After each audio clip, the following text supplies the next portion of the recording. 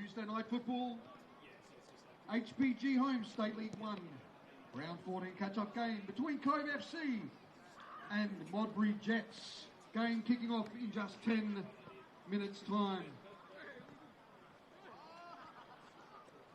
As they head back into the change rooms for their final preparations, we're going to have a look at the lineup tonight for your Cove FC, starting with number 1, Mitchell Higgins. Number 4, Declan Finney. Number 7, Tito Bontor. Number 8, Connor Higgins. Number 10, JJ Rideout. Number 11, Alex Rideout. Number 13, Abdul Balamba. Number 14, Roger Sanchez. Number 15, Zach Becker. And number 19, Yuki Nagata. And your captain for Cove FC, number 2, Michael Good. Substitutions tonight for your Cove FC, number 17, Jake Becker. Number 18, Dylan Martin. Number 20, Will Strona. Number 21, Zach Hoyland. Number 27, Ante Todoric. And number 38, Bailey Heaven. Head coach, Mr. Steve Kitchen, assisted by Connor Baines. Big game Tuesday night football here at the Southern Soccer Facility. Kick-off, 7:30.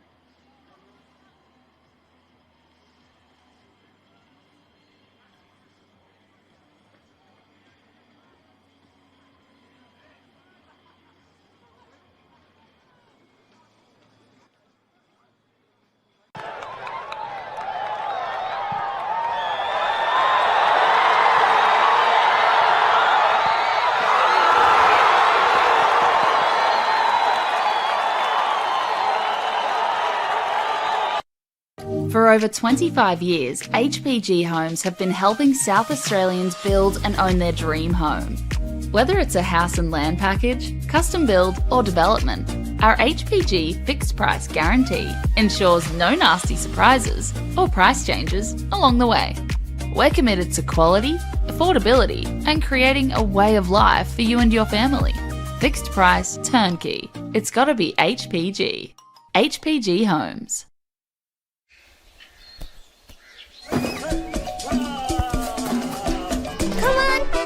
Wait up!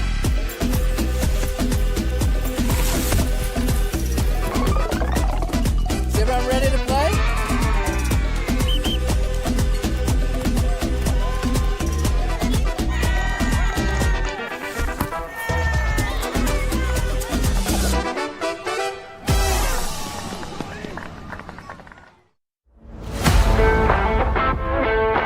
I think the people involved, you get to meet a lot of people in football, and that's just one of the great things. Not only is the sport great, but the people involved, so fellow referees, players, coaches, even fans. I love officiating because it keeps me involved in football. I was a player, but I don't reckon I could cut it out there anymore, at least at any decent level. But as a referee, I get to be involved in high levels of football. Keeps me involved, keeps me fit, and is great fun. I think I have a moment of this is why I do this every week. It's always good fun to get out there, and there are tough moments, but being resilient and succeeding, even just in the little things throughout a match. I think embracing challenges is such an important skill to learn, and as a referee you surely come across a lot of them, and I certainly have. I reckon give it a go. You will face challenges, but that's a part of it, and I think embracing challenges is such an important skill to learn.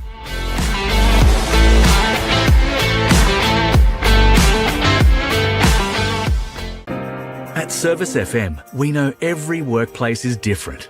Every challenge is unique. That's why we personalise our services to our customers' different needs across different industries. From medical to mining and manufacturing, hospitality to healthcare, commercial to defence. So when you need to create a better work environment, you need Service FM. Proud partner with Football South Australia. Adelaide wakes up with 5AA, David Penberthy and Will Goodings. Tom Wren for sport. Jade Robran on the scene as it happens. Jess Adamson with the news that matters to Adelaide. Breakfast with David and Will, bringing together the names you trust with everything you need to know to start your day. Always live, always local and only on 5AA. Always Adelaide.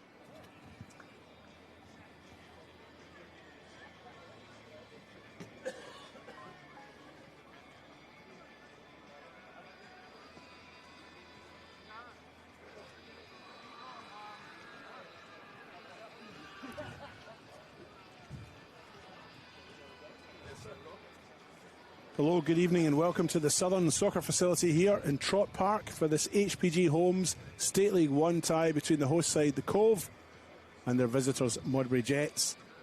90 minutes of second tier action here in South Australia coming your way.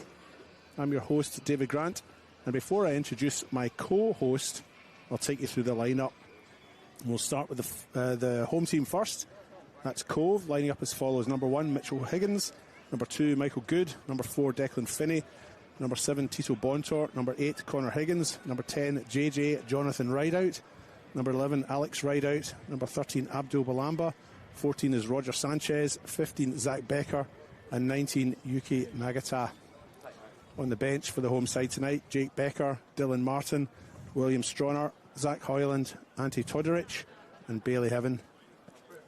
Modbury Jets line up as follows. Number 1, Jamie Signorello. Number 2, Paul Wilson. Number 6, Taiju Akimoto. Number 8, Callum Campbell. 10, Min Suk Choi.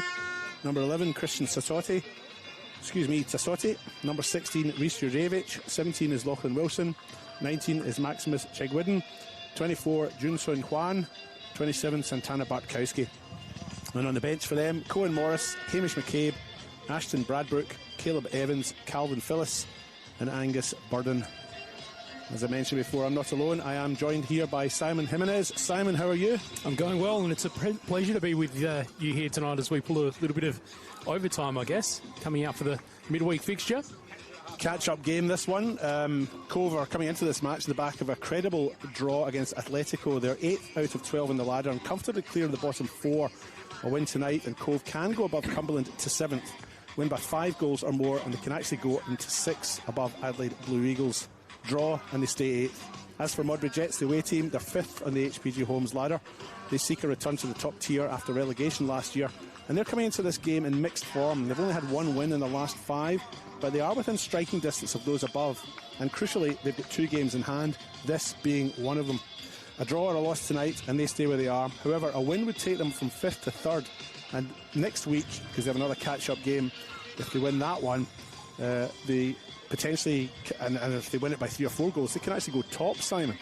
Yeah, and I guess in the whole scheme of the ladder overall, they're not too far away. 24 points compared to 28 at the moment, so plenty to play for. You mentioned Modbury, absolutely want to get back up to the top flight, and they might be one of the favourites in the league to do that as well. If they can finish the season in first place, they'll get that passage straight through. But, you know, the thing is for Cove, even a little bit further down the ladder, they only have to finish in the top half, and they've got a chance to play in the finals too. That's the beauty of the second division, and the fact that you can be in the top 6, which is finals, and lose a few games in the bottom 2, and bottom 2 is relegation. There are only 12 teams in this league, of course, so you know, as much as you want to make finals, you've got to be careful. You lose a few and you can be in the relegation zone. Yeah, I think that's one of the, as you said, that's one of the things that makes it really exciting. I guess there's a couple sort of teams that stick out in the relegation zone at the moment, but, you know, it's that do or die time of the year, and if you just fail to find form at the wrong time when it coincides with somebody else finding it, then you can very quickly slip down. Referee tonight is Andrew Kite, and he's assisted on one side by Dan Sertoy and assisted on the other side by Ben Smith. We're at the Southern Soccer Facility here in Trott Park, as I mentioned before. Cove moved into this ground in 2021, so this is their 5th year here. And we're about to get underway. Modbury playing in the light blue kit, shooting to the goal on the left of screen. Cove in their familiar red and white stripes. Big stripes though, Simon, aren't they? I mean, in fact, it's not even really stripes, it's just stripe. The ball's played right through. Here's JJ. Ride out. I couldn't get the words out for the first chance. And giving him the opportunity to score on the right-hand side early on, that would have rattled the Jets' defence.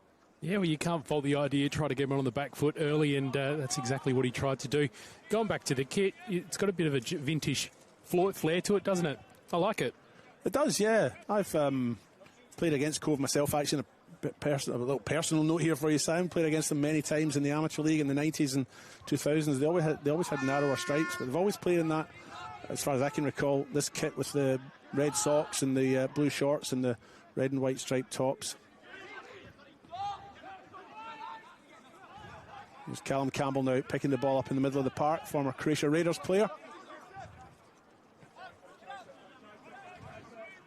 Ball goes all the way back to Jamie Signorello in the goal for Jets tonight.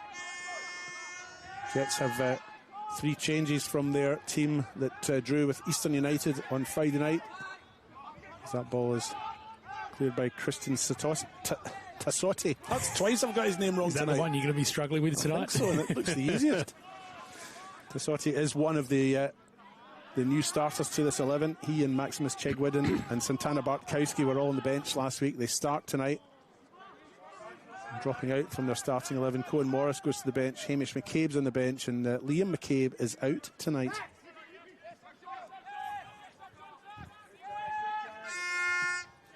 Someone's brought the Hooters. That's keen of them on a weeknight.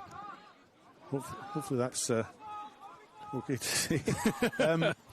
As for the Cove, 2 changes for them. Their goalkeeper, Lewis Moss, was injured in their 0-0 draw with Adelaide Atletico at the weekend, and he's still absent. In comes Mitch Higgins in his place, son of goalkeeper Chris Higgins. Michael Gaze is out as well. You can maybe tell us a bit more about that one. So that's the 2 changes for Cove, and in comes Yuki Nagata in Michael Gaze's place. Yeah, so Michael Gaze picked up his 5th yellow card last week, so he's out suspended today. So a couple of changes on either side. So I think overall it hopefully cancels each other out. Cove in possession in front of their main stand, and their adoring support who've come out in decent numbers considering it's a cold Tuesday night here in Adelaide South. We're 15 kilometres south of the Adelaide CBD, and as I mentioned before, 30 kilometres to Modbury from here. So Modbury are obviously way up in the northeast, and we're south, although we're not the southernmost club in Adelaide here. Midfield tussle here.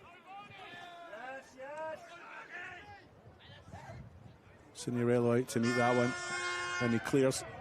It's the floodlight and bounces straight back. I think he found himself in no man's land a little bit there. He came out pretty confidently, just wanting to bomb it forward, but he was in that precarious position, really hugging that line, and had the opposing player coming towards him as well, so he just had to be decisive. I'm sure he probably wanted a bit of a slightly better outcome from that, but he did what needed to be done.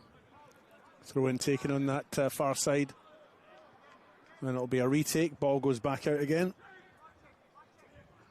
They did meet back in round 3 of this year. Modbury Jets had a 5-0 win over Cove in that one. They were 4-0 up at half-time. Hamish McCabe and Lachlan Wilson scored 2 goals each. As Cove worked their way down the wing there. Ball goes out. It will be a goal kick. There was a late 91st minute own goal by Cove's Caden Yates in that game, and it finished 5-0. So, well, Cove will be hoping that it's not going to be a redo of that performance, especially in front of the home crowd tonight. But as we said before, Modbury Jets just really trying to put some pressure on that upper end of the ladder, especially given this is one of those catch-up fixtures. It means a little bit more when you got that game or 2 in their case in hand. Prior to 2026, the last time these two met was in State League 1 in 2018, so it's been a few years between drinks. The games that year played in round 10 at Cove's Sport and Community Centre, because that was before they moved here. That was a 1-0 win for Modbury Jets. Michael Doyle with the goal there, and a Modbury Jets side that featured Charlie Bowman, Matt Gaston and Sean McGreevy. No scorers, of course, for Cove in the 1-0 loss. And in round 22 of 2018, Sean McGreevy scored as well for Jets. Jonathan Rose was the goal scorer for Cove. McGreevy and Doyle, 2 famous names in football here in South Australia. Sounds like a 70s detective duo, doesn't it? Or maybe a 19th century grave robbers duo or something, I don't know. Cove looking to attack down the right-hand side. Tito Bontor onto that, but it's gone out, be a throw-in. I'm just coming to terms with the fact that was 8 years ago. I know. I did the maths in my head. I'm thinking 8 years ago. That's a couple of the names that you mentioned. I thought, hold on, 2018 wasn't that long ago, but no, in fact, it was that long ago. Well, here's one from 9 years ago, Simon. In round 2, Cove won 4-2 over Modbury Jets. Lewis Lloyd and Jason Easton were the scorers in that. Easton with a hat-trick. Charlie Bowman and Anthony Trimboli scored for Jets in 2017. And that's the last Cove win in this fixture. So 9 years since Cove had a win over Jets. But to be fair to them, that's only 4 games. You mentioned Anthony Trimboli there. He's a player that's still kicking around, and well, he hasn't been making a splash in NPL in recent weeks, given he's out injured. But here's a name that's been around for a while. Free kick for the Cove. Alex Rideout over it. He's got the gloves on, I see. Wise choice. There's a few of them with gloves actually out there. Here comes Rideout's free kick, left foot low. Back into the middle, that one. It goes all the way through, but Santana Barkowski was the player there who intercepted that with his head to clear the initial ball. He was one name that popped out when you were reading the team lists there, because it's only been very recently that he's come across from NPL. I think it was only a couple of weeks ago. I was commentating for him in one of the Croydon games. He's been in a regular fixture in those, but albeit coming off the bench.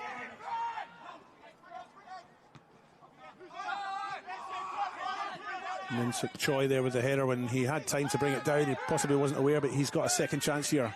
Choi with it now, looks up, chips with his left. Bartkowski onto this one. Still has it, into the box he goes, gets his shot in. Higgins, did he make contact? He did. It's a save, and it's a corner kick.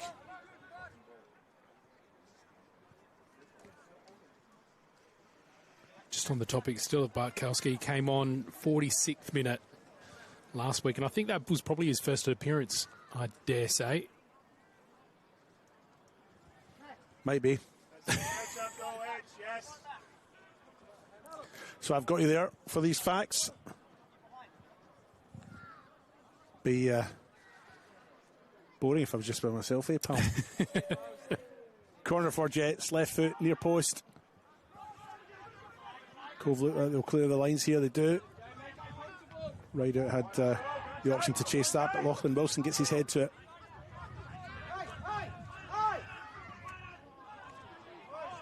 And that one will go out on the far side.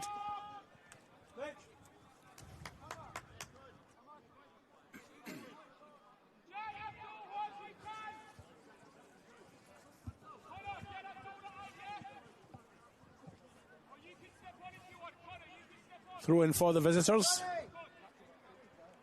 On that far side. As we mentioned before, they do have someone's blowing the hooters just as he took the throw in. So it's obviously the home support that have got those instruments. Trying to put the visitors off. Rideout wins the free kick. I heard one of those in the Metro Stars and West Torrens Bacala game over the weekend as well. So I wonder if it correlates. Well, it seems like it correlates with the World Cup coming on. The fans getting a little bit more fanatical. It's nice when they come out on a cold Tuesday night in winter. Yeah. Recreate Los Angeles right here in Trott Park. It's basically the Azteca. They call it the Azteca of the South, actually. Yes. It's a much better analogy than I had. Here comes this Cove free kick. Too close to the keeper, though. Signorello takes comfortably enough. Rolls out. Troy now picks it up. Rideout now. Flicks over the top. Bontor's underneath this one. It falls to Rideout though. Tries to feed it back to Bontor. Doesn't make the pass count.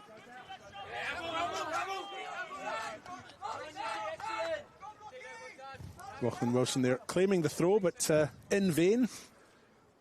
I think when you've got a player that's claiming it that confidently, it's usually a bit of an indication that it maybe isn't, in fact, their ball.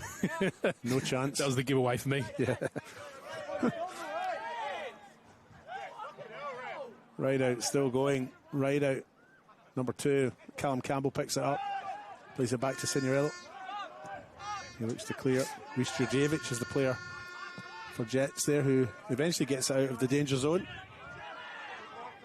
And now Modbury Jets going to their opponent's half.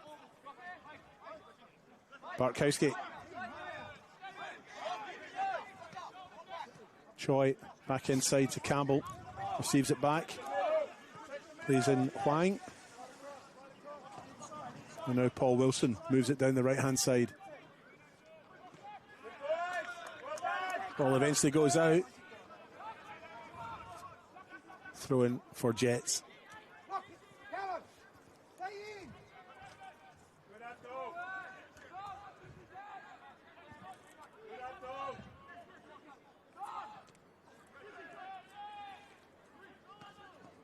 Nagata can't get the pass through. It's intercepted. Jets come again. Bartkowski can't quite make contact, but looks like he's been given offside.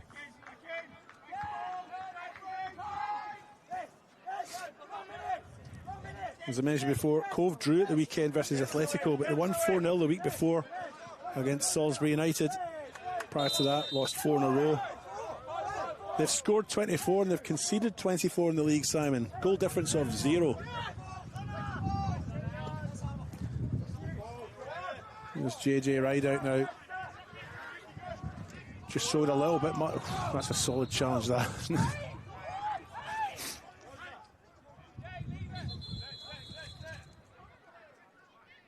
In fact, Jonathan Rideout's been booked there. It was an interesting one because obviously he was the player receiving a challenge, but it looked like as he sort of set himself up to, I guess, maybe make the defender feel like they felt it in the end. But you're right, it was solid. It's like he ran into a brick wall. Yeah. He's got his hands by his side. He's a little bit confused by it. I think the defender was Rhys Jurjevic. I mean, they've got up moved away now, but he's not a little guy either. I wouldn't like to hit him. In a 50-50 challenge, I mean. Let's look at them next to each other. A very different stature of player. Would have been like him just running into a little rock. Tito Bontor wins the free kick. And maybe Min Suk Choi had fouled him there. Little discussion over who takes this kick.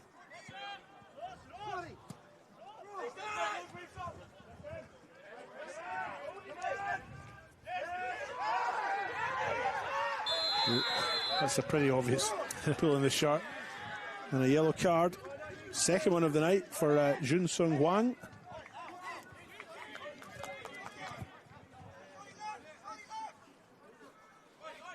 One yellow card apiece tonight. Jonathan Rideout 4 minutes ago. And Hwang just now. Yeah, you usually get away with a little shirt pull, but that one just lingered for far too long in the end that they couldn't let it go. You've got to be a bit more subtle, haven't you? Right out with the free kick. It's a good one. It's met by Wilson, though. Headed clear. Although, put back into the middle. Collected by Signorello in the end.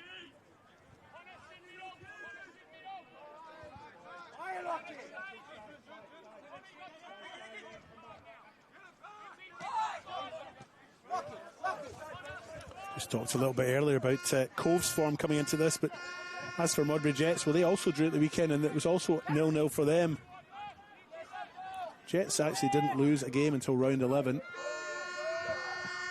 but they then didn't win any of their next 4 after that.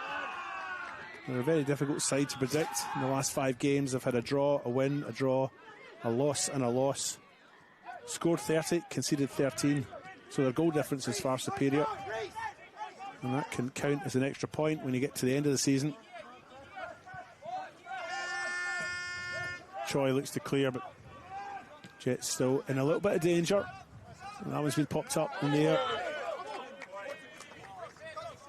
Bartkowski wins that one ahead of Nagata.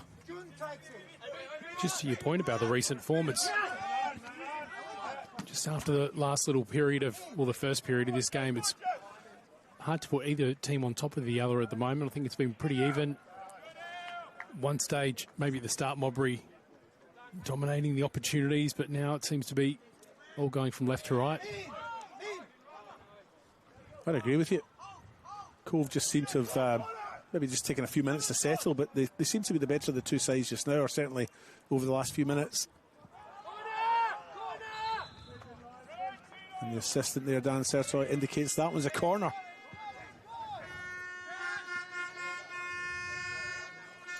And the Hooters going off again.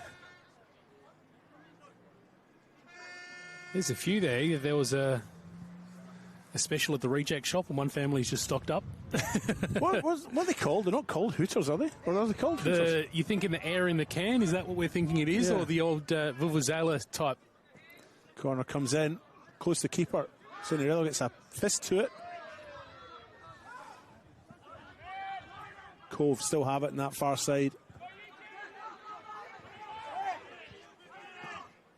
Into the middle it goes, I think, from Higgins. Comes to this far side, but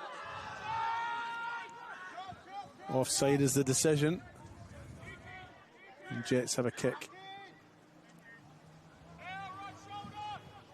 Declan Finney, the player there who just wandered a bit too far out of position.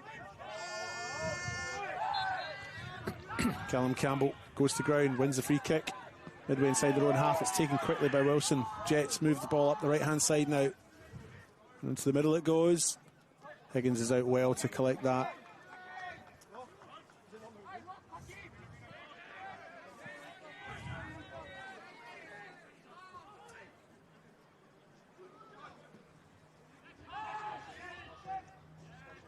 That one goes out. I think off Taiju Akimoto. They're quite a distance away and it's quite dark in that corner. So.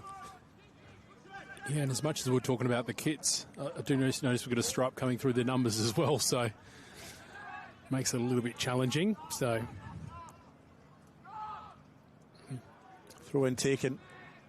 Cove tried to clear the lines, picked up by Paul Wilson though and put back forward, but here come Cove. Alex Ride out now. There's an overlapping run from Bonsor. He'll get there. Doesn't get there in time though. That one goes out. And Tito Bonsor at full pace is unable to keep that one from rolling out of play. It'll be a throw in for Jets. Yeah, we got to see his out-and-out sprint speed there, and he wasn't far away from keeping in. A split second sooner, only managed to go out by about an inch or so in the end. So it'll be interesting to watch him on the near side throughout this first half. Into the 19th minute here at the Southern Soccer Facility. You're watching the HPG Homes State League 1 catch-up game between the Cove and Modbury Jets. It's nothing each on the One World LED and Sportal scoreboard. End-to-end stuff, but neither keeper with a real test yet.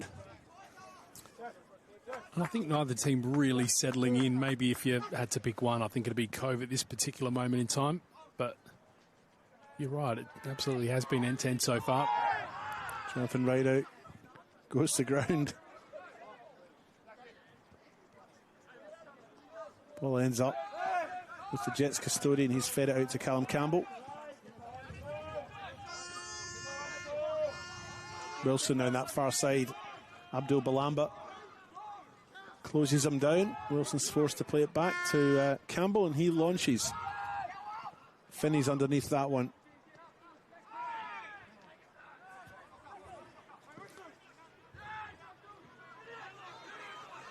Now Balamba on the left-hand side. He's got Rideout in the middle. He's got both Rideouts in the middle, actually.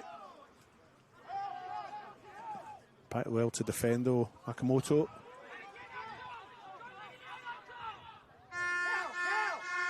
And this is going to go on all night, those vuvuzelas. Did we work out what they're called? Air horn, I think, is what. Oh, that's it, yeah. Air horn. What was that saying with Hooters? That was miles off. Oh, here's a chance. Bartkowski on his left, on his right, shoots low. Good stop by Higgins, though. Concedes the corner, but a great save. Akamoto was doing his best just to find himself at the end of a little bit of space, but Cove did really well in defending that, just making sure that wasn't that channel for the man.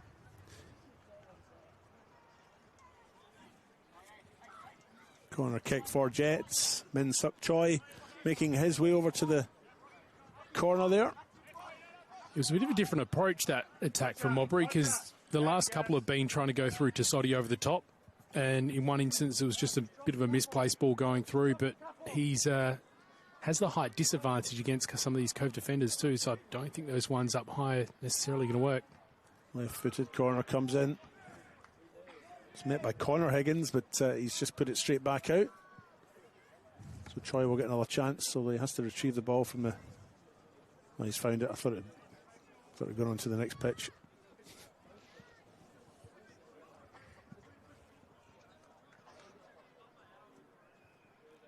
Second attempt at this corner. All players, well, most players in that 6-yard box. It's very congested. Into the middle it comes, but it's hit the side netting. So his corner goes out on the full. Is that what the air horn blast was for that time? Because it's for a goal kick. So we're not far from the coast here. I wouldn't be surprised if his tankers and everything start making their way in. I'm assuming it's kids with the air horns, and I'm just thinking it's a very brave choice to get your kids some air horns during school holidays as well. Yeah. It's going to be a long couple of weeks. I suppose it's a safe substitute for flares, though, isn't it? Yeah. Unless you're standing right next to it. I won't say anything to indicate any appreciation of flares. Oh. Chest up in arms there. They're a little bit upset there with that decision, but that was a very heavy landing, and I think the referee's immediate concern was probably for the players' safety as they both landed there. Well, I think with that, I was talking about Christian Tassotti before, and in that instance, he looked like he was off, and just the attack got pulled back, and maybe a little bit of a reason why Modbury is showing their frustration there. Jonathan Wright out in front of us has come over to the sideline in this break to change boots. He's put on metal studs, and he's taken his moulded boots off. He was slipping a little bit up there as he twisted and turned in his efforts to beat defenders, so he's now got, well, swapped boots. I noticed on the weekend at a couple of the games, people seem to be slipping and sliding everywhere, but good on him for actually changing it. It amazes me that you see players at this level and higher that don't actually have metal studs as well. That's something that always perplexes me. You know, you don't have to get a new pair of boots, 2 new pairs every year, but to have a pair in the kit bag, and you can see someone of his experience, noticing the issue and swapping him. Roger Sanchez was the Cove player who'd taken that knock. He's come off to the side for some attention, but has just made his way back on. Cove back up to the full complement of 11 outfield players. Sorry, 10 outfield players.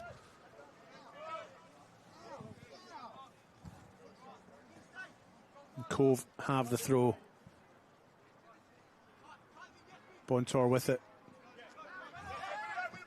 Oh, solid challenge by Bontor to win it back. Comes out and challenged very quickly by Christian Tassotti. Tassotti, it's not that hard, David.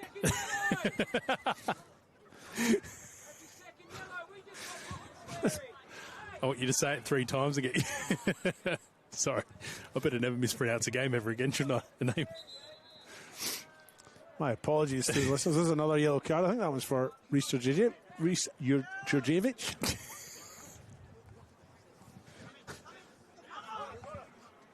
What's happening to me? We've gone so well until now. I know. I'm all right till I start talking. Tito Bontor will take this throw in for Cove. Looks for JJ Rideout. Doesn't get to him though. We still have the ball. It's popped up and into the middle by Connor Higgins. And half chance there. But the ball collected by the keeper, Jamie Signorello.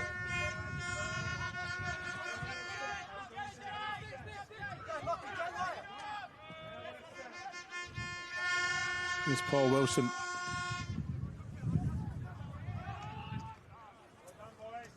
That one goes out the far side, throwing for Jets. As I mentioned before, this facility was completed in 2021. Prior to that, they played at the Cove Sports and Community Centre, which was a highly exposed ground, as I recall. So got all of the elements coming in there. We're quite elevated here, though, aren't we, Simon? I mean, we're not at ground level here by any means. Wilson pops that one forward. Bartkowski brings it down. Goes back to Campbell.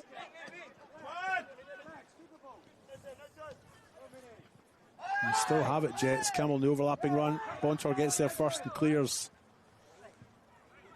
Throw in for Jets.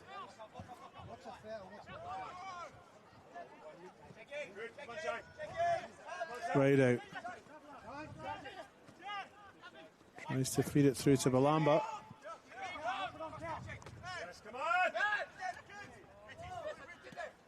Bontor brings it down. Chip forward by Nagata.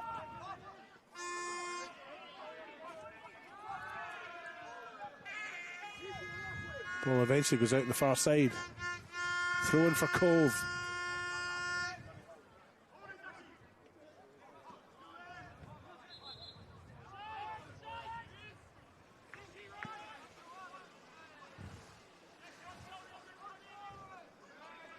Jets with the throw now. Just inside their own half. Into the middle they come. Huang has it. Balamba intercepts, wins it. Now it's Lachlan Wilson. Skips past a few challenges, still has it.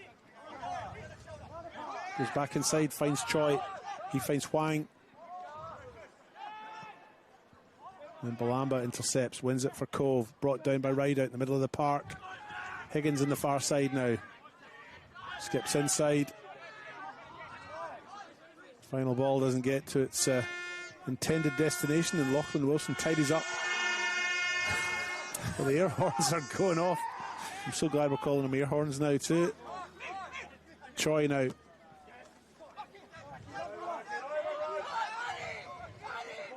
Akimoto, the peroxide blonde hair, makes his way down to the byline. Cross doesn't get to its destination. It's picked up by Higgins and he clears.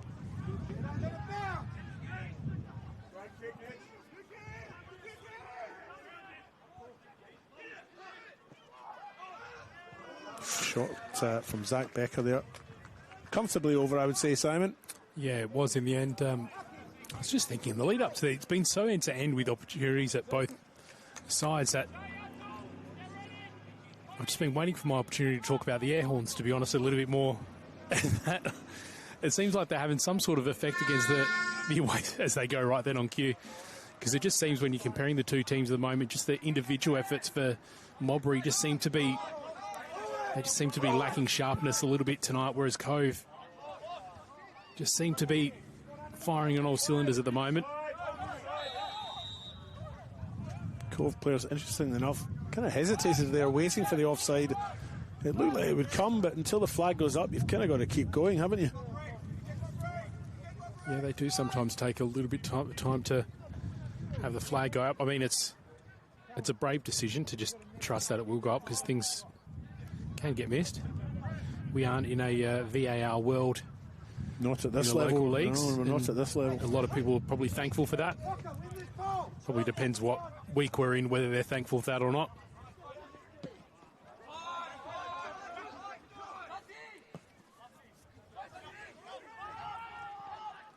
There's a chance for Bartkowski. He's in the box on his left. He's put that one over the top. Really needed to get it on target. Did a real clever thing just in the build-up there. He used both the defenders sort of against themselves, sort of pushed off to give him just that half a yard of space against them and sort of help him get a little bit of momentum on the turn as well.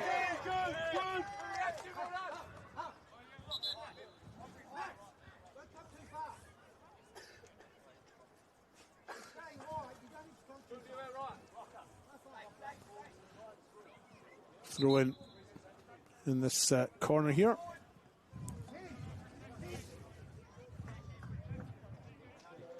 Tito Bontor with it. Opts to go down the line. Flicked on by Rideout. Tried to find Balamba. Jurjevic. Wilson. Basically it's popped up in the air by Lachlan Wilson. And he concedes the throw-in.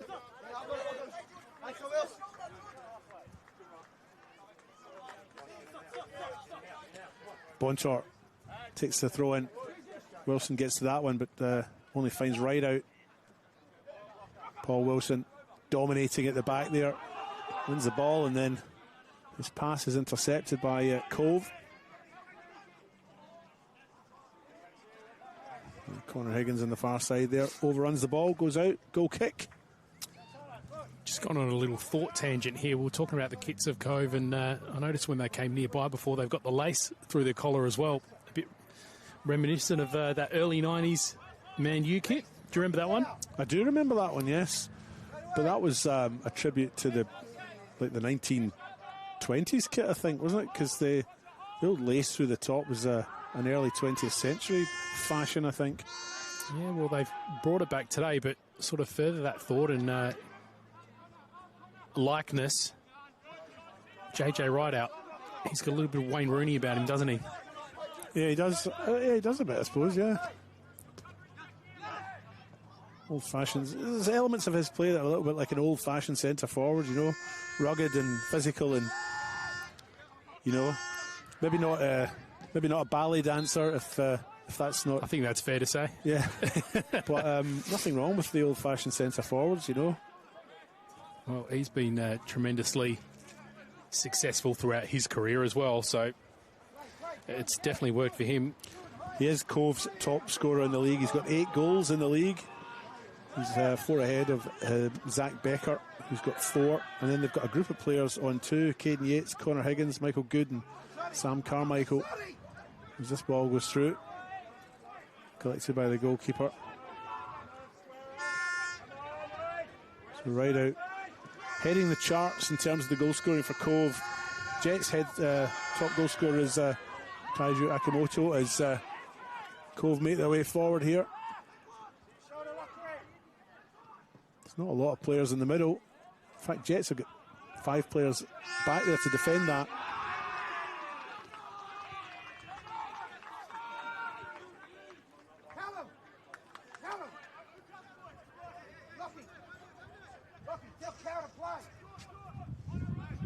Cove playing a 4-2-3-1 tonight. I've picked out there, Simon, and Modbury Jets playing a 4-1-3-2. Jonathan Rideout's really a sole striker. Balamba's up there just now, but that's not where he's been primarily positioned. He's normally a bit deeper than that tonight, so Jonathan Rideout is the sole striker for them. 4 at the back, 2 6s in Connor Higgins and Yuki Nagata. 3 in midfield, 1 up front. Jonathan Rideout the sole target. But here come Jets now. That pace down the left-hand side. Christian Tassotti. Beautifully done. A little bit of confusion over where that pass was going, and the loose ball's picked up by Lachlan Wilson. Still has it. Callum Campbell now feeds it out wide. Tassotti. Forced wide. Cove win it. One for Rideout to chase. He's going to get there. He's got nobody in support at this point in time. Alex Rideout's making his way up, but maybe he won't need him. Cuts back onto his left, gets his shot in, loads to the back post. Still in play, actually. Picked up by Alex Rideout. He's got Bontor in support and Balamba. Balamba gets it. Feeds it back. Picked up by Connor Higgins. Wilson.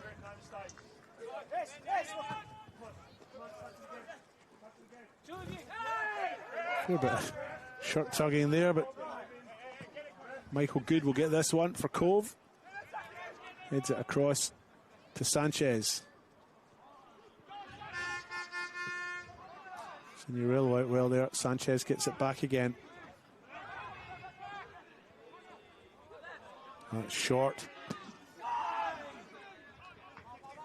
All the way back to the goalkeeper Higgins. Clears.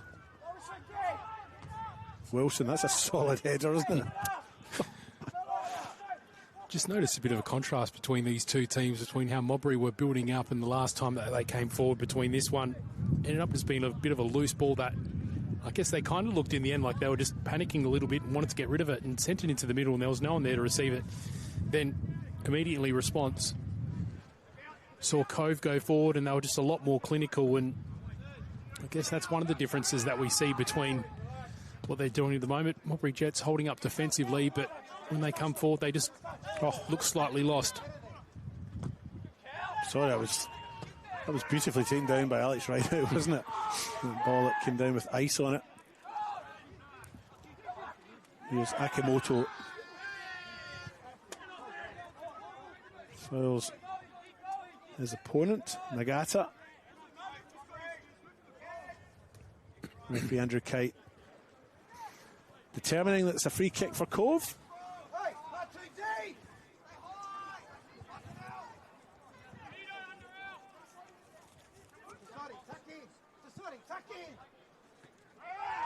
Kick taken.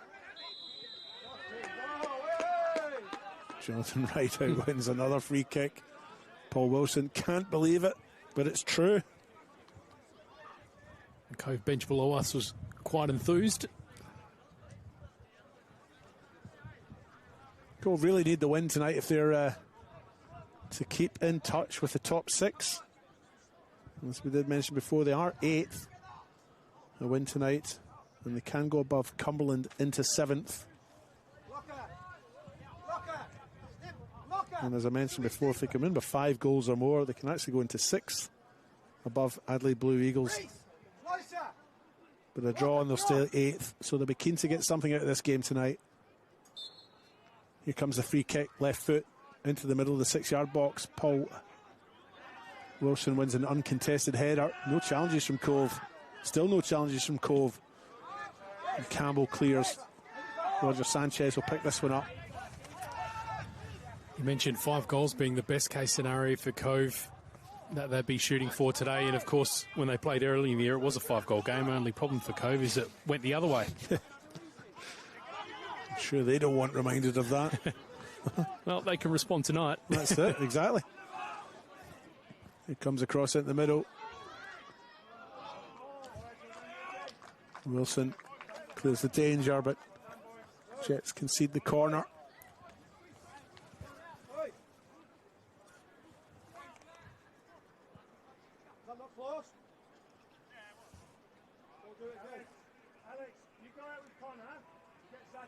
Wilson's still on the ground. They haven't called for any treatment. It looks like it might just be a little bit of a... Has he lost the boot or something? Seems to be adjusting his shin pad, but that's not something that we keep in the ground for very long. 39 minutes gone here on the One World LED and Sportal scoreboard. It is nothing each in this HPG Homes catch-up match. Fairly evenly contested tie to this point in time. Both sides have had their chances, but now the goalkeeper thoroughly tested as this corner comes into the 6-yard box. Signorello comes out and punches. And that one, it is determined as another corner.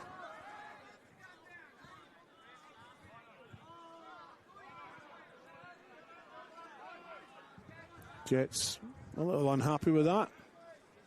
Yeah, Tesori went to ground and stayed there for a little bit until it seemed like the ship passed and he wasn't going to end up being awarded the foul in that instance. Corner kick for Cove, whipped in with the right. Again, 6-yard box, met by Wilson. Flicked on by Campbell. Tito Bontor now. Left foot, chips in the middle. These crosses aren't finding homes for Cove. Lachlan Wilson gets his head to that one. Abdul Balamba picks it up though. Makes his way through a forest of players. There's a shot. What a save that one is. Jamie Signorello take a bow. Great effort though by Bontor, wasn't it? That's just the sort of shot that you want to see happen, because I was just thinking in the back of my head, we haven't seen anything that's been really challenging come up this half. I mean, it spent a lot of time down there, but in terms of actual shots on target, I don't have the stats in front of me, but that's certainly one you can add to the book late on. Great camera angle as well. We were right behind it there. It was curling beautifully as this cross comes into the middle. Met by Djurdjevic. Markowski can't get ahead to it, but he does clear with his foot at the second attempt. Nagata. Bontor. Here's Balamba. He's been electric tonight. Gets his cross at the middle, but again, these crosses aren't meeting their targets. Higgins with a shot from distance. Signorello is equal to that task and collects it. Well, as much as the crosses aren't finding their target on most occasions, it seems like even though Modbury are winning them, they don't really have an avenue to play them. It's all numbers back and no one waiting there when they do win it back. Bontor tries to clear. Only goes as far as Christian Tassotti. Back into the middle, picked up by Callum Campbell. Abdul Balamba, nice piece of footwork by him. Jonathan Rideout, the sole striker they're looking for as they try to get the ball up front. And here is Rideout. His first touch is good, but it's taken him wide. He faces 4 defenders, one of whom is Rhys Djurdjevic, and he blocks him. He took him for a little bit of a dance there. He lost his footing, but despite that, on the way down, got a foot in to put it out. There are a few of them slipping. As we mentioned before, Jonathan Rideout came over to change his boots during a wee break in play earlier on, so it is soft underfoot. Yeah, we saw Akamoto at the left-hand side of the screen before when they were coming up, and then even that little One in the middle of the pitch as well from Modbury a moment ago. Signorello meets that one, collects.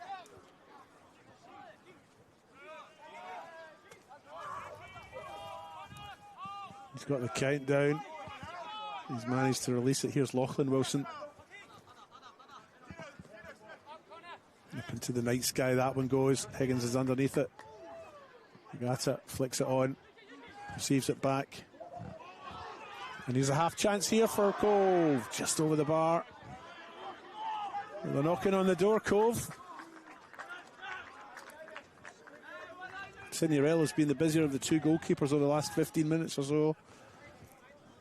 Well, I think even more specifically, maybe over the last few minutes even, made that observation before, just that there was a bit of a lack of those real clear-cut shots on target. But, of course, as soon as you think that, they start to tally up. I think there's probably been about 3 in the last 3 minutes or so. 43 minutes gone here at the Southern Soccer Facility in beautiful Trott Park in Adelaide South. You're watching the HPG Homes State League 1 South Australia. 0-0 here between the host side Cove and the visitors Modbury Jets. Jets playing in the light blue. Cove in the red and white stripes. They build up here nicely. Here's Balamba. He turns that one back. Winter with a attempted cross. It's well blocked. Got to say, Rhys Georgievich has been impressive tonight. He seems to have been everywhere at that back line. He and Wilson commanding the central defensive positions. Well, he's had plenty to do, that's for sure. He's another one of the players that were on the move. He moved over from Playford. I think, again, another one that was probably only a few weeks ago. Another one who was sort of in and out of the squad. I think he had 2 starts this year for Playford. I think 8 appearances all up. No, 7 appearances and 3 starts. I was wrong on both counts, but presumably came over just in search of a little bit more consistent game time, and he's had plenty to do so far. Did score 1 goal up at Playford. Come on as a substitute, and I think he scored with his first touch about round 3 or 4. 2, apparently. Oh, I wasn't too far off then. You weren't watching.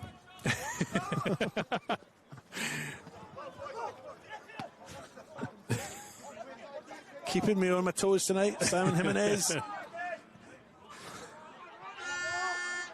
Here's Troy on the run on that far side. Slipping again. Some of these guys might have to review their footwear at half-time. Campbell, left foot.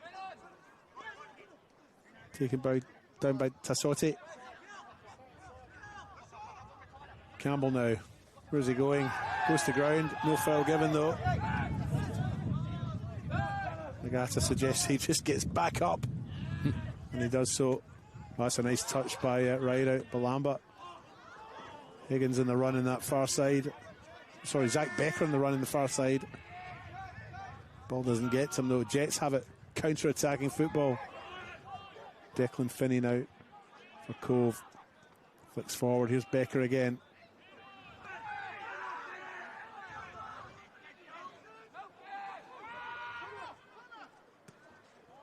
That was fine play to get the ball out here. Bontor given a nudge by Bartkowski, but Cove still have it. Right out. Can't get it back. He's crowded out. Jets have it. Higgins turn, tries to thread the ball through. Wilson picks it up. Huang picks it up. And eventually, Huang again. The ball's all over the place. It's not very clean, is it? Here's Bartkowski now. Turns, finds Tassotti. Troy now at distance on his left, back on his right, back on his left, shoots. Just wide, not far off. Those sorts of opportunities for Modbury have been few and far between, but I mean, considering how Cove have dominated this first half, especially the later parts of it, it'd just be massive for Modbury to find themselves 1 up before the break. Would be some time to score if either side can manage it now, right on the break. They just seem to be a little bit frantic still, Modbury up front, and Cove on the flip side have just really settled in throughout this half. Goal kick taken. Met by Georgievich. Now Campbell has it. He chips over the top. One for Tassotti to chase. Brings it down. He's on his right. Bontor's on him, but Tassotti finds the space. Crosses low. Cleared. Throw in for Jets. But they won't be able to take that throw in because the referee, Andrew Kite, has blown his whistle for half time. It is 0-0 here at the Southern Soccer Facility, home of the Cove. And the sides are locked at 0-0. Yeah, I think despite that, I think Cove can go in being happy with what they've done, that the momentum that they had right towards the end of the half. They are going into this game as underdogs, and I think they're really making it look like they're making Modbury chase them. Modbury, when they do come forward, just a little bit too not composed, I'd say. Just look like they're a little bit frantic at times when they do have their opportunities, but they have come. There was that one that came late, but there hasn't been a whole lot of them. But I'll be interested to see how they adjust for this second half as they come out, and maybe if a couple of other players decide to go for a boot change as well. Absolutely. Cove, as we mentioned before, sitting 8th on 24 points. A win tonight can take them up to 7th above Cumberland. Modbury Jets with 2 games in hand on the 4 teams above them on 28 points. A win tonight for them can take them up to 3rd. Much to play for in the second half. We'll be back after this short interval. See you soon.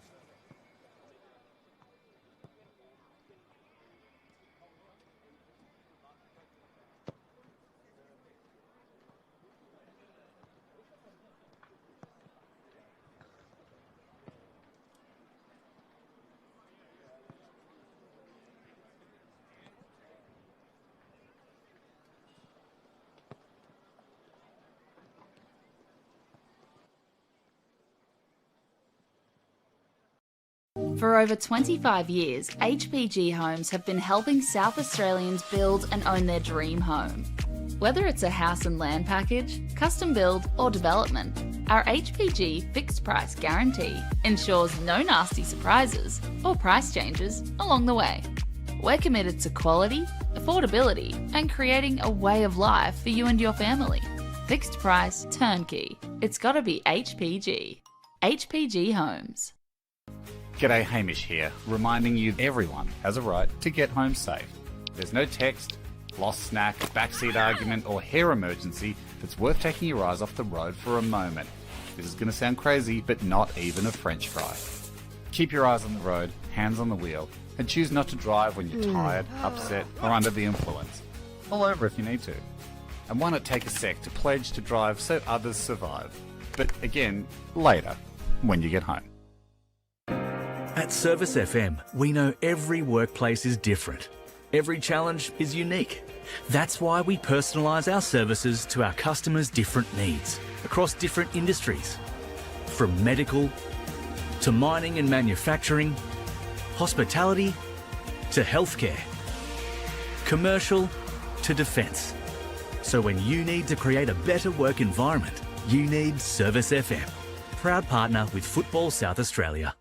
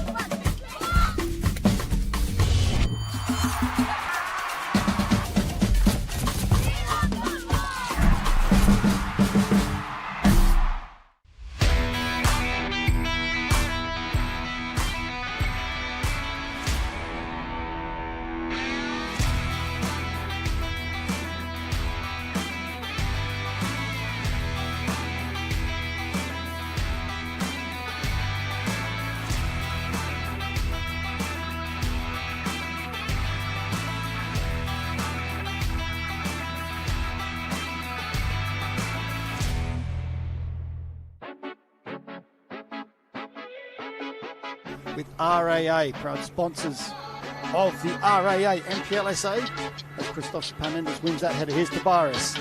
It's a touch, but eventually cleared by Vidmar. And French hits it again! French with the volley that Harpers could not save. Simon finds Mullen. Mullen hits one from distance, and it's in! Mullen with a screamer! Absolute worldie from Mullen.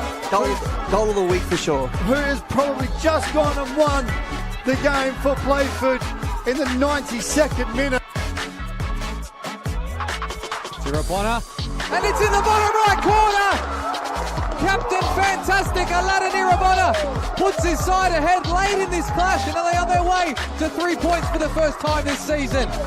You didn't know which way it was going to go, who was going to take it, but you knew the final action was going to be the ball in the... Just trying to calm things down at the moment after that.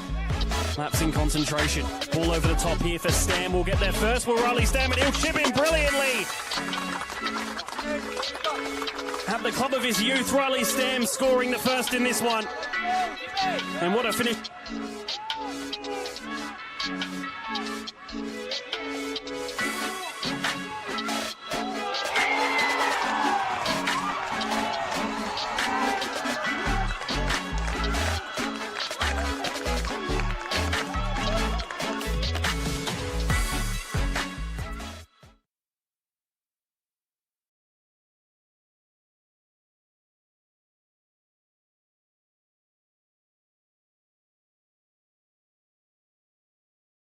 For over 25 years, HPG Homes have been helping South Australians build and own their dream home.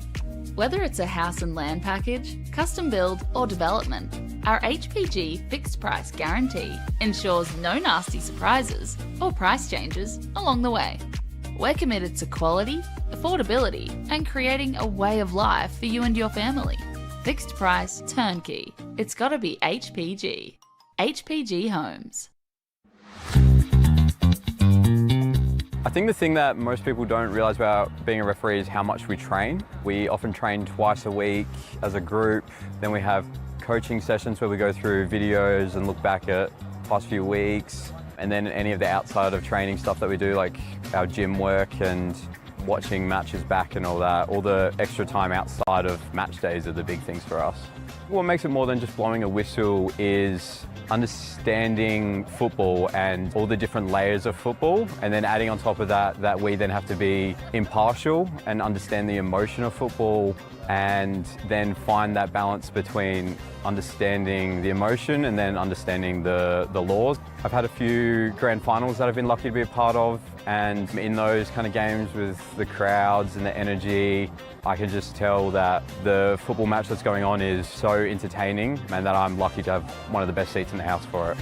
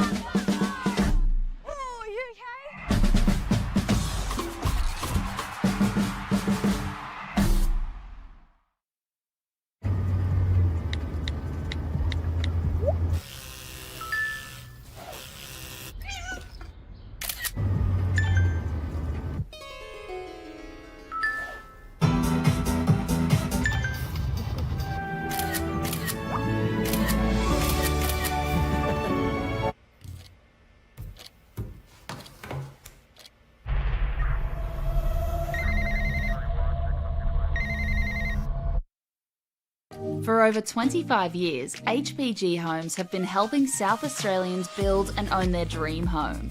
Whether it's a house and land package, custom build or development, our HPG fixed price guarantee ensures no nasty surprises or price changes along the way. We're committed to quality, affordability and creating a way of life for you and your family. Fixed price turnkey. It's gotta be HPG. HPG Homes.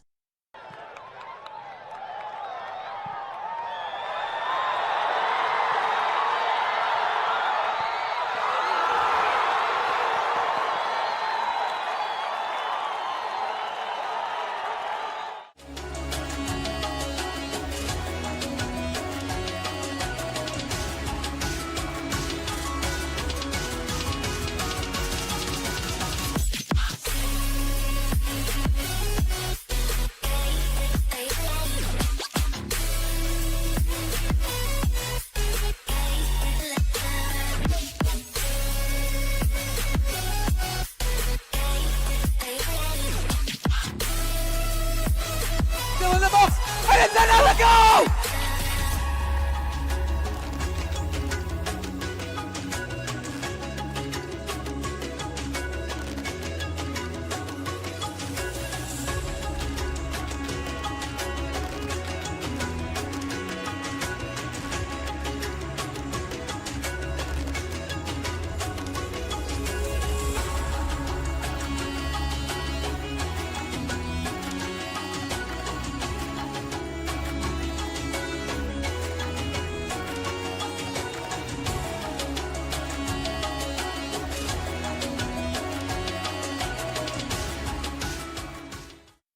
Adelaide wakes up with 5AA, David Penberthy and Will Goodings. Tom Wren for sport. Jade Robran on the scene as it happens. Jess Adamson with the news that matters to Adelaide. Breakfast with David and Will, bringing together the names you trust with everything you need to know to start your day. Always live, always local, and only on 5AA. Always Adelaide.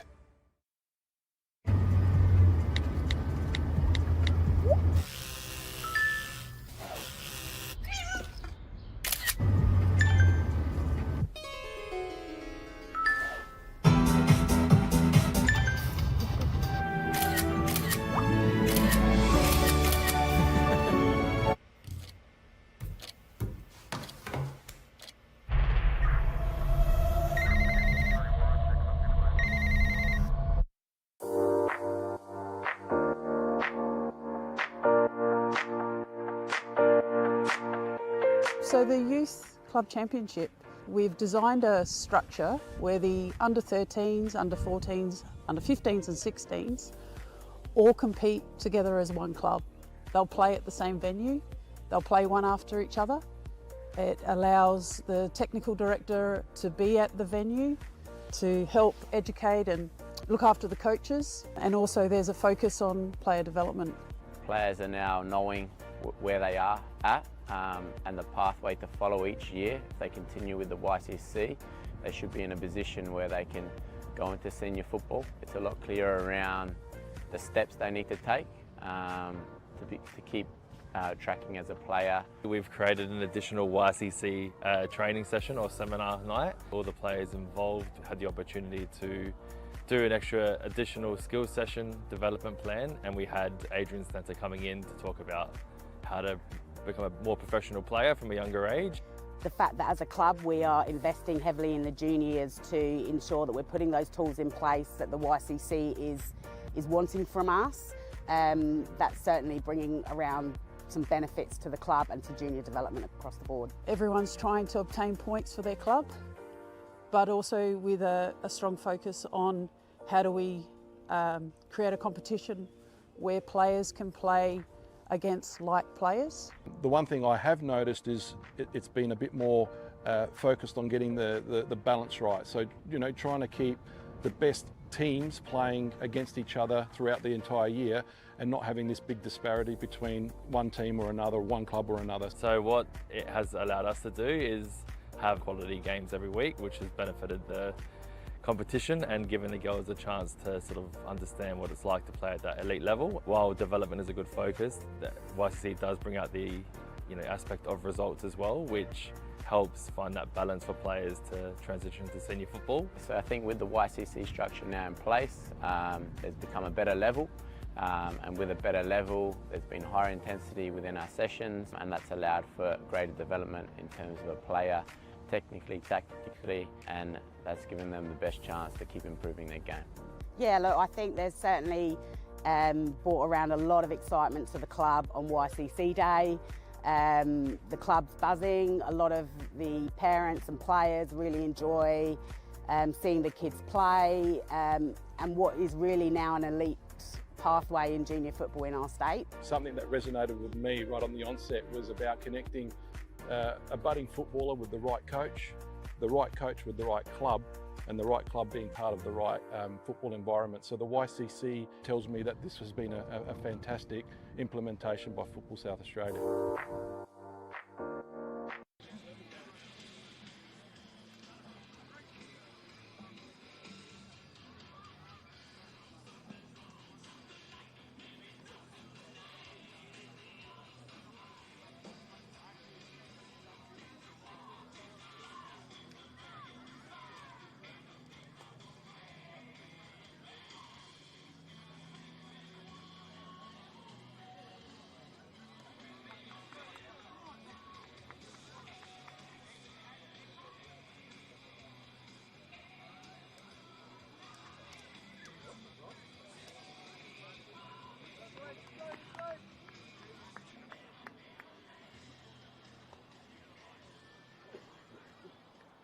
night football, big second half, Cove FC, let's go. Welcome back to the second half of this HPG Homes State League 1 match between Cove and Modbury Jets. 0-0 at half-time. Referee Andrew Kite gets us underway for the second half. I'm your host, David Grant. I'm a little bit out of breath. I had to run back across the pitch.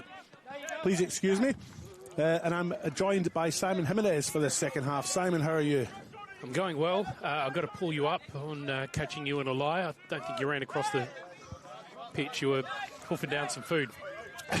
And then got out of breath climbing back up the stairs. Let's be really honest about this. Oh, there's no secrets up. There's no secrets up here, is there, Simon? Yeah, let's go for a half-time jog. Okay.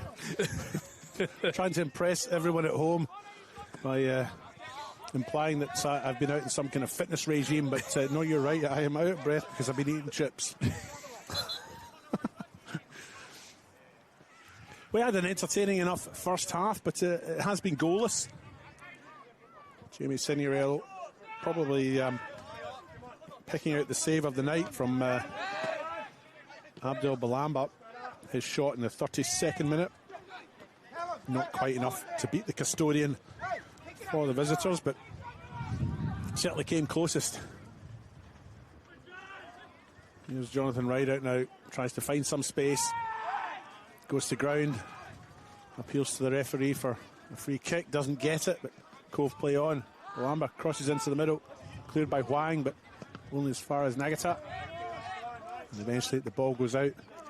Yeah, for me, much of the excitement came at the end of that first half when it looked like there were finally some opportunities opening up for Cove just as they found that momentum. But then also a near opportunity for Modbury the other side too. But, I mean, I think the story for a large chunk of it was Cove attacking and just Modbury stuck at the back, which looks like that's how it's starting now.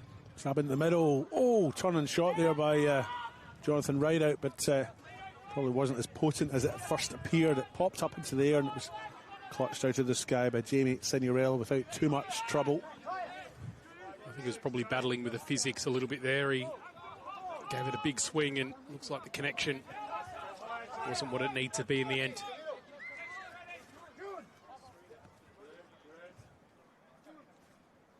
Signorello now plays it across the back. There's Rhys Jurevich. Now it's Huang over the top. Bartkowski chests it down nicely. Tassotti was running onto it, but didn't get there. But Jets still have it. Wilson now chips over.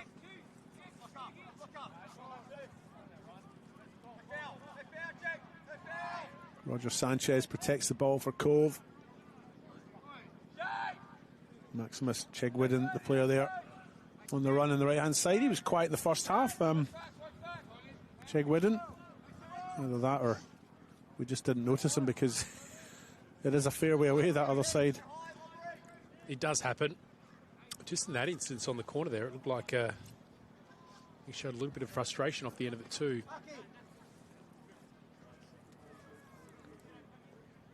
Made a bit of an observation at halftime just around the pitch condition, and that far end to the left looks like that's not in the best condition, so I wonder if that'll affect Cove going forward, because I guess on the flip side, the right attacking wing for Cove has seen a fair bit of traffic as they were going the other way.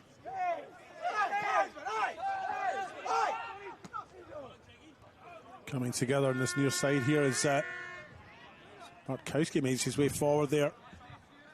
Coming together on this near side between Chegwidden and Zach Becker. Keep your eye on that one. He's well off the ball, and the two have moved on now, but certainly an intense moment there. Well, again, I did notice just before that Becker showing a little bit of frustration with that challenge at the other side too. So, yeah, I think just to reinforce your point, one to watch. Huang's pass was aimed for Chegwidden, and to be fair, Huang's pass wasn't all that good. Got a little bit of a cheek from one of the Cove players for his efforts too, a little bit of a sarcastic applause. Here's Higgins now. Tries to play it to the far side to an awaiting Alex Rideout. Doesn't get to him, and Lachlan Wilson comes away with it now. Through the middle he goes. Challenged by Nagatat. And the air horns back out for this second half. I'm glad to hear.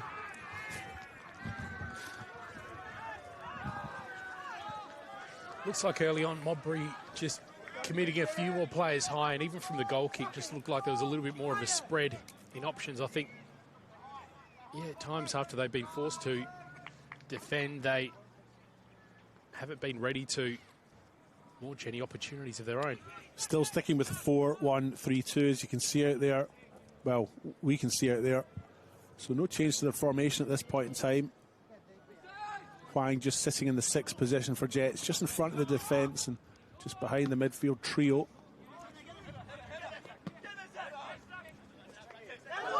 Here's Czech Widden now. Having earlier said we've not seen much of him through the first half. He's had a lot of the ball in this second.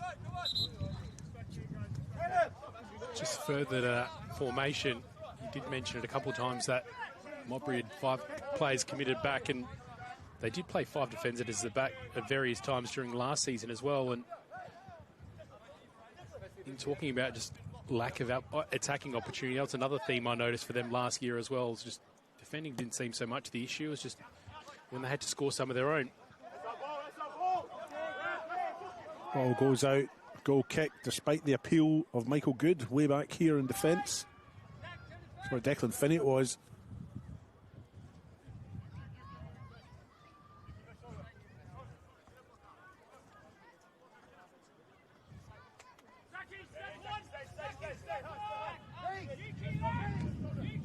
Goal kick taken, very short.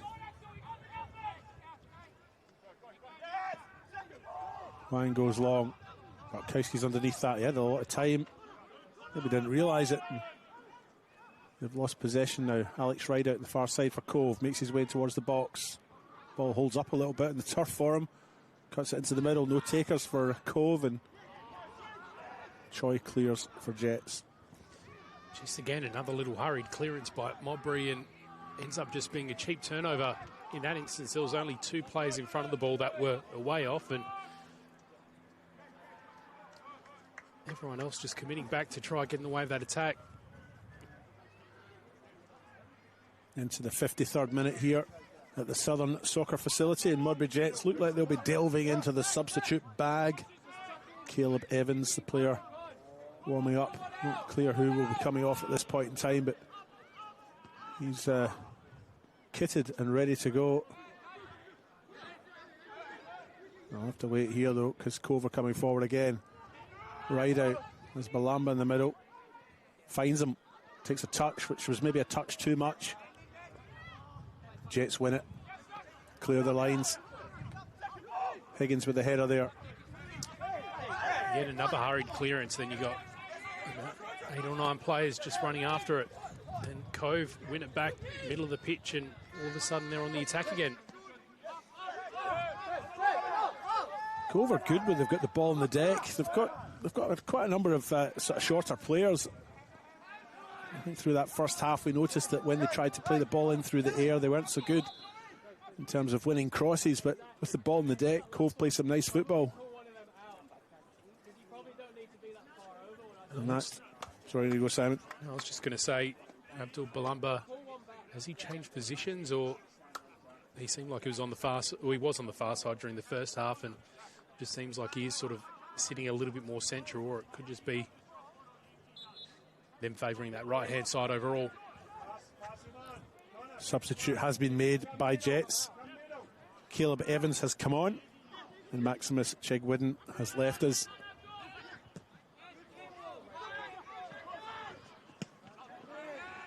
Jamie Signorello is a long way out from his box to clear that one, but he probably had to be. Real threat there by Cove as they came through.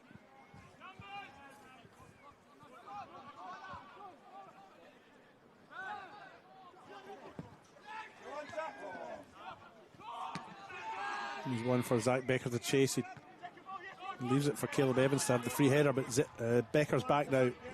Wins it from Choi. Has Balamba inside. Wang closes him down. Choi has it now.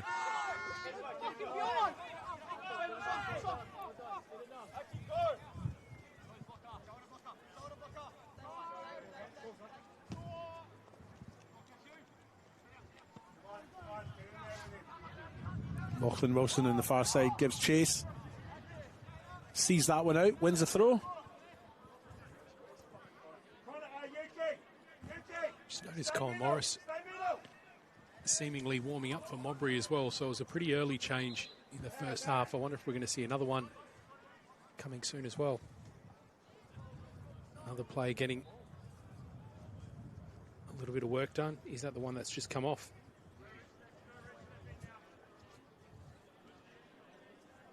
Nope, Chegg Wooden is sitting down, so it's not him.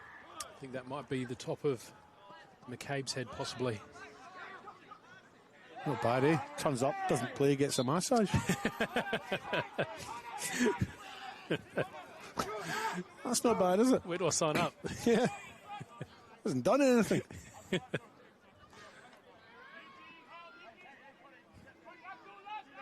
Free kick for Modbury Jets, just inside the centre circle. Their captain, Paul Wilson, will take this one. He looked tempted to go short, didn't he? But I wouldn't be doing that if JJ Rideout was sniffing around. Yeah, well, it hasn't been terribly effective for them, given the amount of times they've turned it over so far tonight. Eventually the ball's taken, goes long and goes out. Caleb Evans did give chase, but it's gone out. It'll be a goal kick. I think we are going to see a double substitution. The shorts are on, and I don't think you'd be removing the long trackies unless you were ready to go for a run. I'd certainly want my shorts on a cold night like this, Simon. 56 minutes gone on the One World LED and Sportal scoreboard. Nothing each here in this HPG Homes State League 1 encounter between the Cove and Modbury Jets. Both these sides had the 0-0 draws last week. I hope that's not what we're heading for tonight. It doesn't seem like it's the sort of game that's worthy to end with that scoreline. Caleb Evans, he's trying out, skips into the middle. On his left, he'll have a shot from there. Pushes it wide though.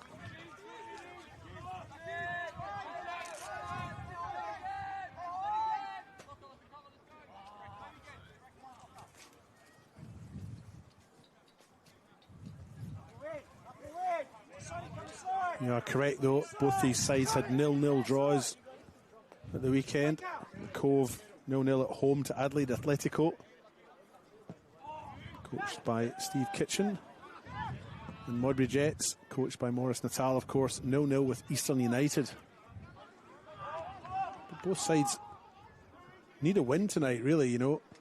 This is one of 2 games in hand that Jets have on the 5 teams above them. And they can potentially, with big enough wins, go top of the league if they can win these 2 games in hand. Cove, meanwhile, need a win to stay in touch with the top 6. So it's a big night for both. And you could suggest that a draw isn't enough. No, especially if you're coming off when it's a game in hand. This could be really valuable, but, you know, to be perfectly honest, I think Cove are the only team playing like they want to win it at the moment. Here's Jonathan Rideout into the box on his left. He's got a bit of space here. Great piece of defending by Paul Wilson to deny him. Still they have it though. And Huang gets his head to that, accidentally I would say, from Zach Becker to concede the corner.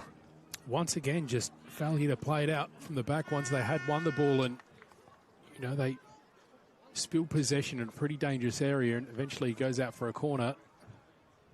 So just the same patterns, but, you know, with this double substitution coming up, what we assume is going to be a double substitution, and Hamish McCabe potentially coming on, that's going to give things a little bit of a different look and maybe even make some of the other players pull their socks up a bit. Into the box to go, Rideout into the middle, cleared by Huang again. And as far as Jonathan Rideout. Lambert cuts inside. Higgins with the cross.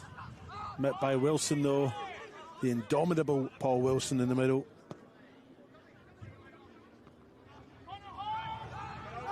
Now they come, Jets. Evans has Akamoto on a run there. Can't get the final ball to him though.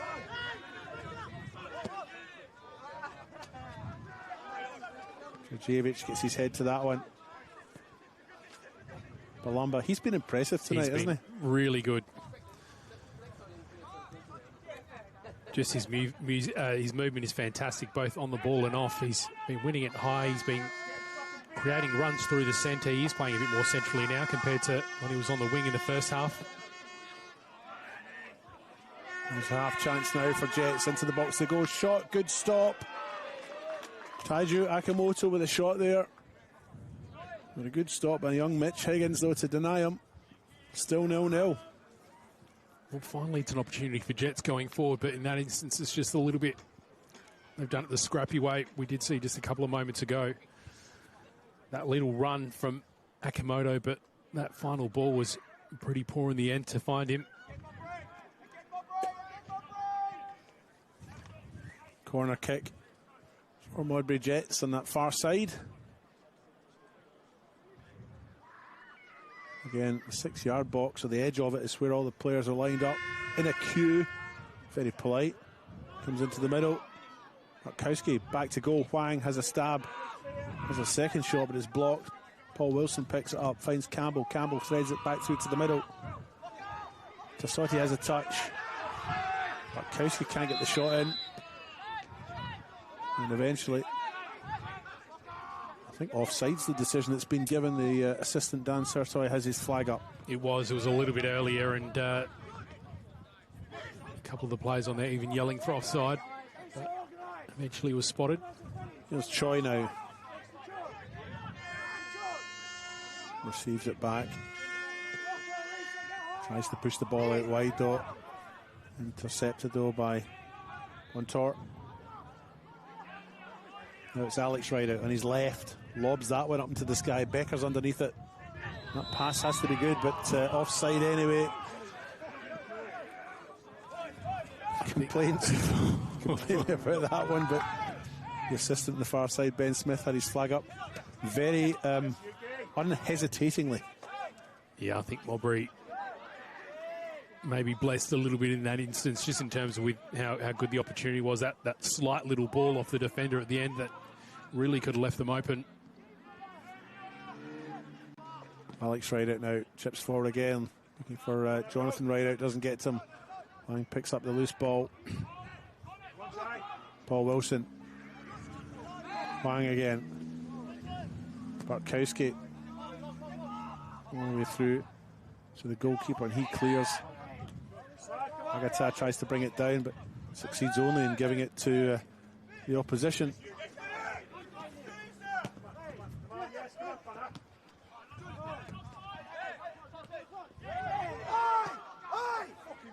Higgins eventually gets the pass out wide, but Andrew Kite played advantage. There was none, and he's pulled play back.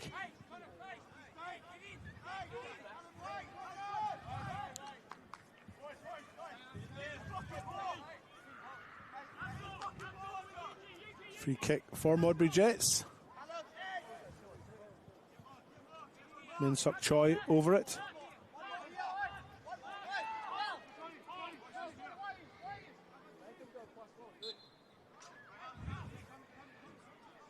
What will they conjure up here, Jets, as they seek to break the deadlock into the middle? That one goes.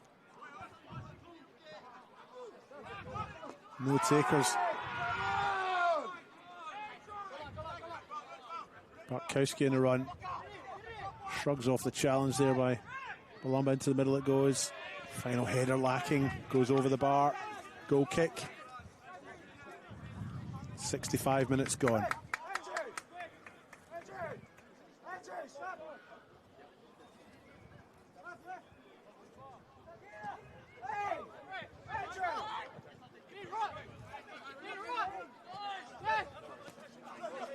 Roger Sanchez now chips over the top. They are just looking for that sole striker and JJ Rideout, but Jets with 4 at the back. It's always going to be difficult to get that one target there. And took Choi with the challenge in front of us. Jets now seek to make a change. And it is Hamish McCabe who's coming on.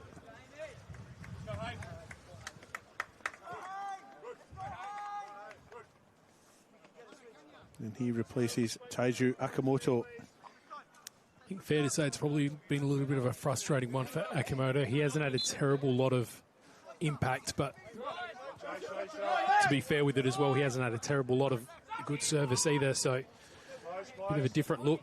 Hamish McCabe will sit in a little bit deeper. Both sides have lacked a little bit of potency in that final third, haven't they, Simon, as they've got up there? You might even see it here.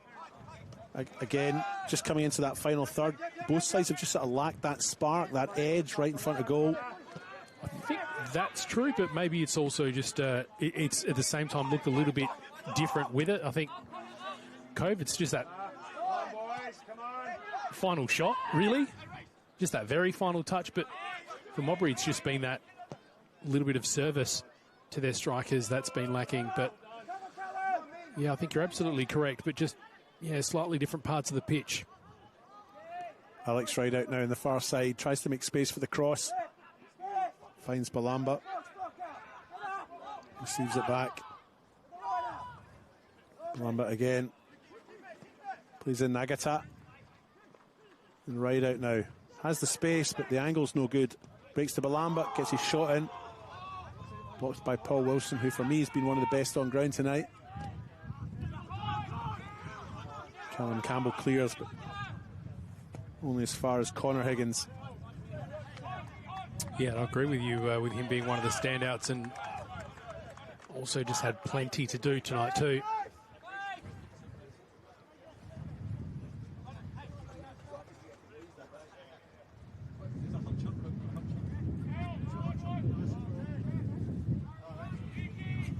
Don't know if you overheard that from the bench below, but Modbury Jets seeking a round of hot chocolates.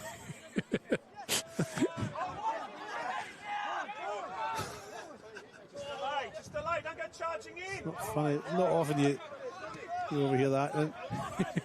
Who's getting the drinks in? 5 hot chocolates, please. Here are Jets now on the far side. Can they make anything here to sort it? Choi. There's no space. Cove closed down very well. And eventually Becker clears for Cove. Just on the topic of the hot chocolates, the officials were eyeing off our hot chocolates at the start of the game. They were looking at those thinking, if we weren't about to run out a whole game, I'll probably be up for that.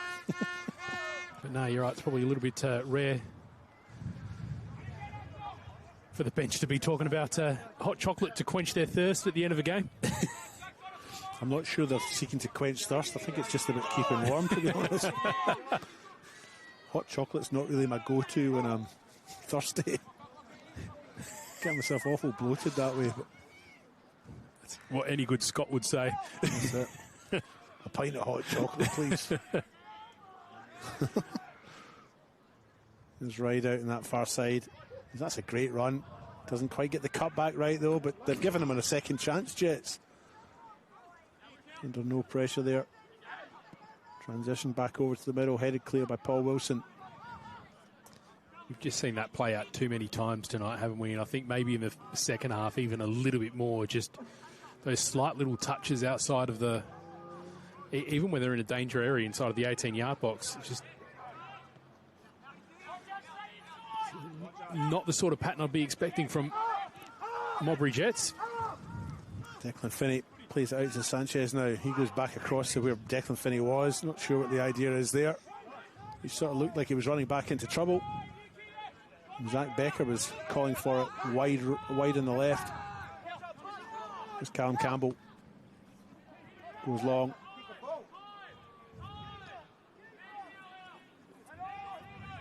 Cove have it. Been torn the far side. And again, it breaks down just as they get into that sort of final third.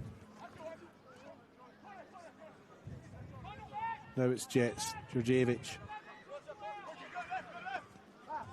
I think it's been a funny old game, this one so far, but the fact that it's 0, I think, you know, Cove with the team overall, that you have to favour. Like you said, just missing that finishing touch. And, you know, I think I've been a little bit critical of Modbury Jets today because they're not the side that I've seen them be.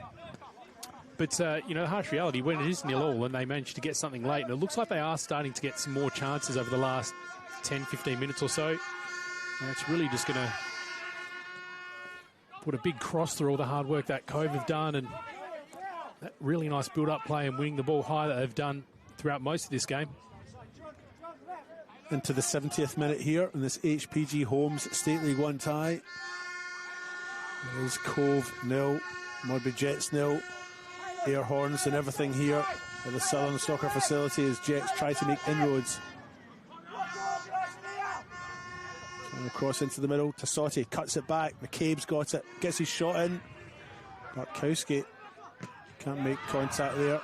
Huang can't make the contact either. And Zach Becker's come away with it. He's been tracked by Caleb Evans. I wouldn't like Caleb Evans after me, but he's overrun it anyway. And it's a throw in for Jets.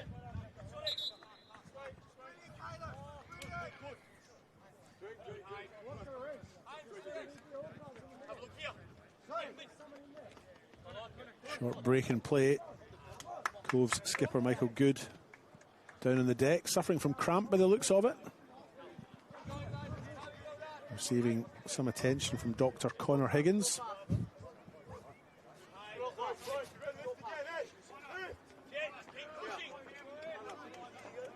Back up on his feet now, Mr. Good. And it's a throw in for Jets. It's a chance for the other players to have a quick hydration break. Well, I shouldn't say that word. It's a little bit of a dirty term. You got World Cup fever there, Simon. Talking about hydration breaks. It's all the air horns. The vuvuzelas. Well, there's a bit of a USA kit about what Hallett Cove are wearing. I guess in that it's red and white and it's got stripes on it. Not convinced. All right, cool. No, you're right. Paraguay? Yeah, it's more Paraguay. Chris, the cameraman, agrees. That's an awkward bounce there. Cinderella had to be sure, but offside given anyway.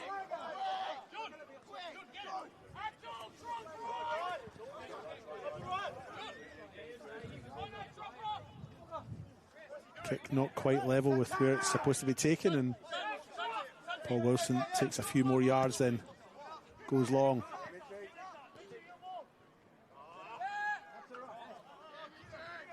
Santana Bartkowski gave chase there, but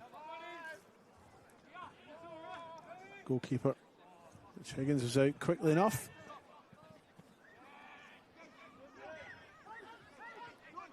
Alex Ryde out the far side. Finds Balamba, he goes to deck, but he's straight back up on his feet. Campbell. Tassotti now. Choi now has an overlapping run here in Caleb Evans, and he finds him. Campbell back to Choi. Choi, McCabe. Ball's behind him though. Cove have it. Alex Ryde out. It's just Jonathan Ryde out in front of him and not a lot of support alongside.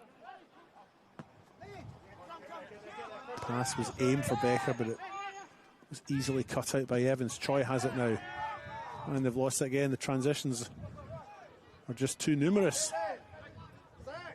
There's Ryde out on a sprint. Through on goal. Solid challenge by Paul Wilson. All ball. I'm not sure that Cove can complain about that. That was one of the finest pieces of defending we've seen all night.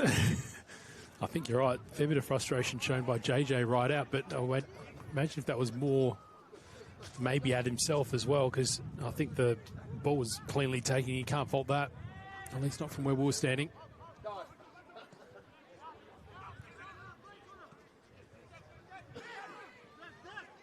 Declan Finney. He's in Roger Sanchez, and he goes on a run down the left. Feeds it out wide. Zach Becker now, right down in that corner. Back to Sanchez. Faces Choi. Choi wins that one. Gives it to Campbell and receives it back. Up the side it goes here. Bartkowski on the run. No one in the middle, but Hamish McCabe is making a sprint now.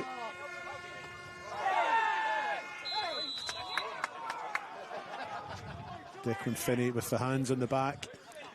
And regardless of whether you feel you foul the player or he goes to ground, you put two hands in your opponent's back, and the referee's always going to be given a free kick for that. And a quiet word for him. I think Barkowski did pretty well there. He was noticing his space shut down a little bit and was just patient and just waited for the foul to come, and it eventually did. But I think in general, Modbury been showing a lot more over the last 5-10 minutes. And I think it probably has coincided with Hamish McCabe coming on. Bit more spark up front, you think, as a result of that change, Simon? Well, it's hard to say because he's had a couple of touches, but not a crazy numerous amount. But maybe it's just the reshuffle that's gone along with that. That's helped. Look how close that wall is there. Referee Andrew Kite's been maybe called to the side here. There's something going on at the sideline.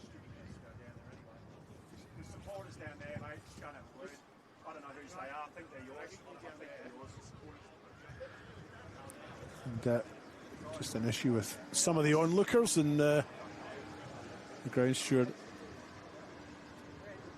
has been asked to go down and have a quiet word with them. Maybe just a little bit over enthused. It's all the excitement here of the HPG Homes State League 1 in South Australia, isn't it, Simon? Yeah, I mean, it happens. Maybe they've heard the air horns and thought, let's contend with that a little bit. So it looks like Modbury's ground steward's just going to have a quick word, and I think just his presence there will probably be enough of a warning just to cut out whatever Andrew Kite's not quite happy with. Matt Selby there, head of the ground stewards tonight. He'll sort them out. And in the meantime, the two-person Cove wall is asked to retreat the regulation distance. We can get this free kick taken and back underway. Choi with it. 77 minutes gone on the One World LED and Sportal scoreboard. Left-footed free kick into the middle it goes. McCabe heads it on. It's a difficult one there for Higgins to judge, but it has rolled out the back.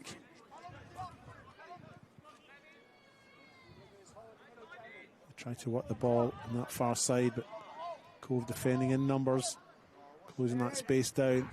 Cross eventually comes in, there's a slip there.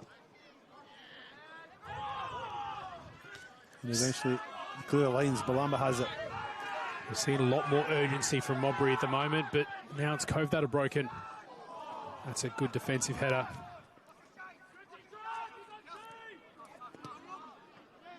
Campbell looking for Bartkowski, but I think he thought he was offside and he didn't want to touch the ball. Balamba again, tackled by Evans, and eventually Wilson goes back to his goalkeeper.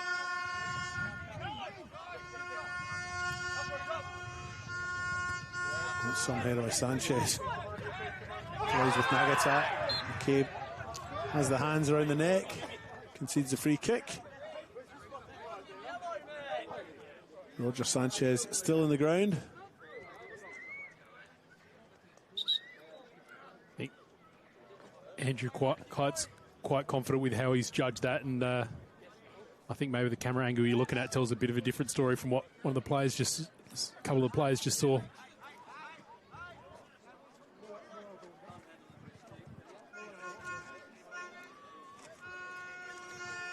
This is, of course, the second time these two have met this year.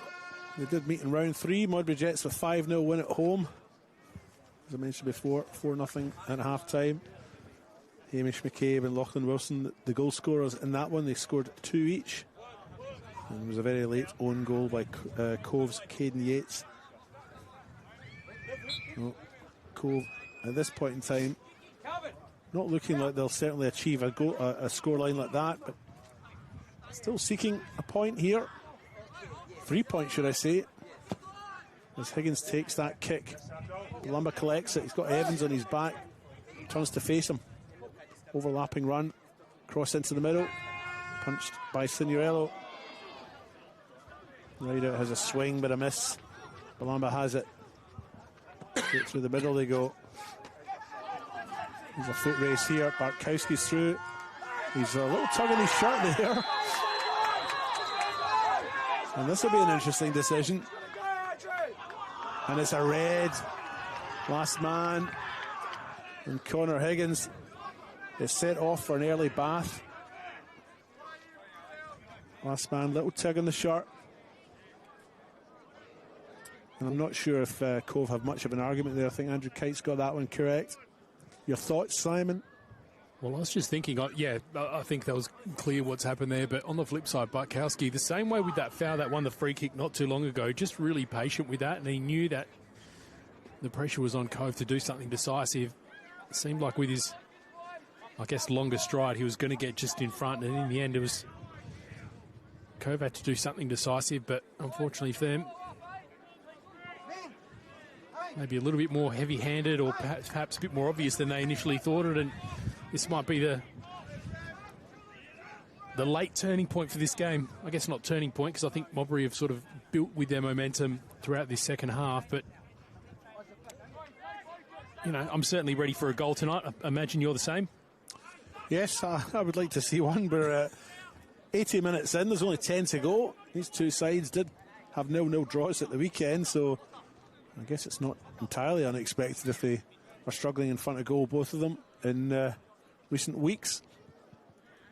So I think there's been some frustrating moments this game too. Just, you know, those periods where we saw consistent turnovers in the middle and just, you know, a lack of opportunities being converted. Well, Min-Suk Choi has an opportunity here. Let's see if he can convert this. Cove have set up a four-man wall. Choi is a long way out, right enough. And it struck the wall. Wang has it now on the far side for the visitors. Opts to leave it to go out and takes the throw in. Callum Campbell now switches the play. Evans now on the right-hand side. Lachlan Wilson. Back to Evans. Turns away from Balamba. Puts the ball into the middle. Bartkowski was giving chase there, but that's gone through to the goalkeeper. He's cleared, but not very well, because he's put it out for a throw-in.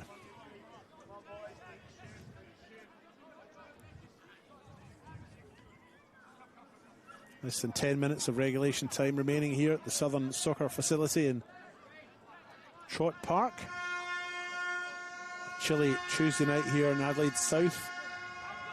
What an atmosphere, though, with those air horns / hooters or vuvuzelas. Not sure what they are. Whoa, this one's broken to McCabe. Into the box he goes, on his right, gets a shot in, pushes it wide.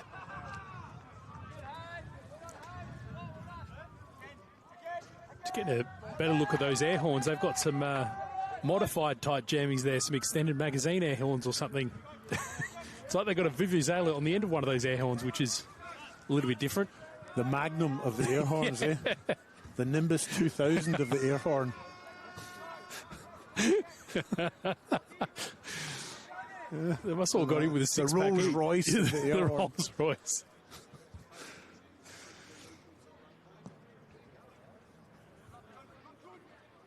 Back underway here. Ball goes out the far side. Throw in for Cove. Nimbus 2000, that's very good. There you will. Is that a Harry Potter reference? It is, yep. I don't think I've ever even watched Harry Potter. I don't know. That makes it even better.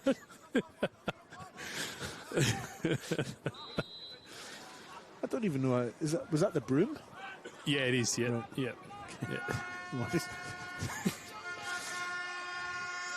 There they go again. Yeah.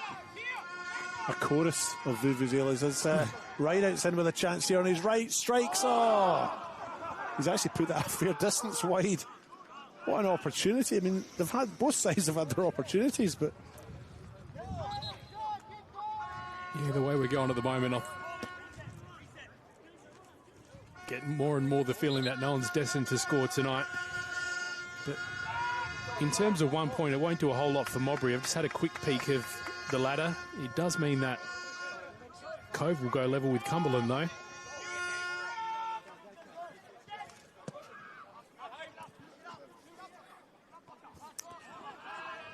So Adelaide Atletico still on 30 points, Modbury Jets collect one, they'll be on 29, so they'll stay in 5th. Cove will go even on points with number 7 in Cumberland. Not sure about goal difference. I haven't got that in front of me at the moment, but that's how it looks. Here come Jets now. Here's McCabe on his right at pace. Goes through the middle. There's 3 Cove players there to nullify that threat. Hunter was one of them, and he's found Balumba. Receives it back. Goes up the line. Jonathan Rideout. That one's going out, but Cove do have the throw as Modbury Jets have Calvin Phillips stripped and ready to go. When I say stripped, I mean in his kit. Be careful of your words. We don't have another go around of the whole hooded situation. True. Minsuk Choi comes off. And Calvin Phillips comes on. As Jets seek to try and get something out of this tie. I would think they probably, well, I think both sides would probably be disappointed with the draw, but maybe Modbury Jets more so. I'd imagine Modbury Jets, yeah, to your point, will probably be a little bit more so disappointed. I think maybe more so disappointed with their general play as well. I think the first half they seemed so defensive, and when they were able to, when they did win possession and wanted to build something, they just, all the players were committed back and they weren't able to do it. The opportunities that they have had, they haven't been clinical enough with their passing, enough to make the most of it. I think they're just finishing the can before the end of tonight.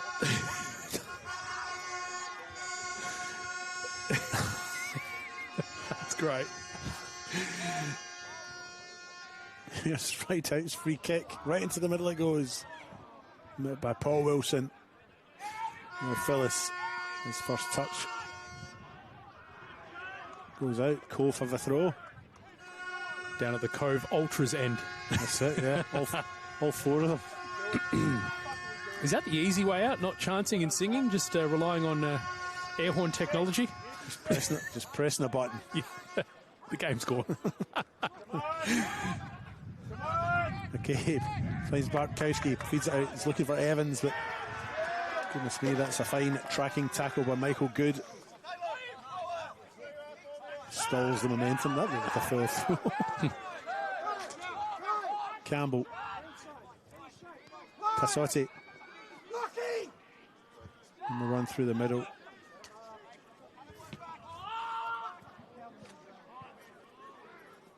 Ball goes out. Lachlan Wilson.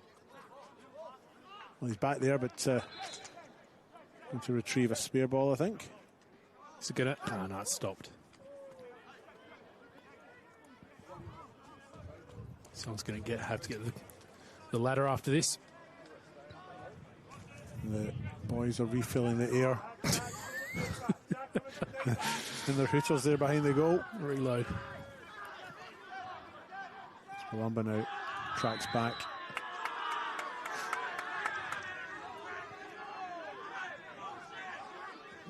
They're a little bit upset with that over there in the main stand there. The home side. Someone over that side of the pitch really has a voice that cuts through, don't they? There is one voice actually I can hear over the others. See, that's how they did it before the air horns. That's it.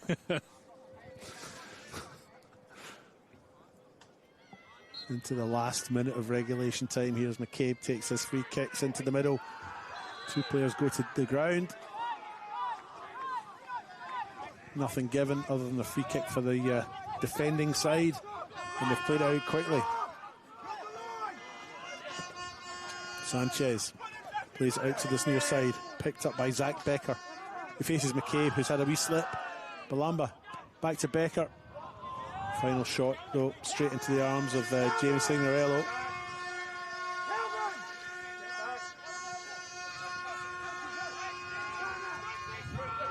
Paul Wilson finds Caleb Evans back into the middle. It's a little bit high there, though. Campbell can't get it, though. Signorello. And Balumba's still chasing. I know. Hasn't. It's like he's just come on. He's an Energizer bunny. It's like he's just come on. He just has not stopped. I'm tired just watching him. Campbell now. Huang. McCabe. Nice play by Finney, and then he goes to the ground. Excuse me, Michael Good goes to ground. Wins a free kick.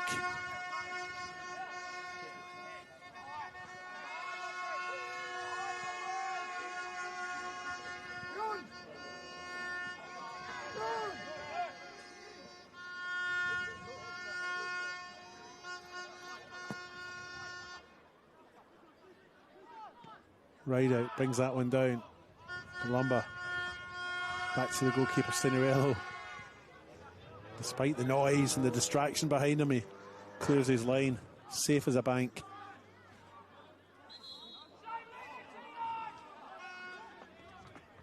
Jets throwing.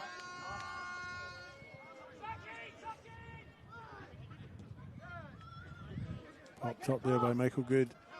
Here's Rideout underneath it. Crowded out, but still has the ball.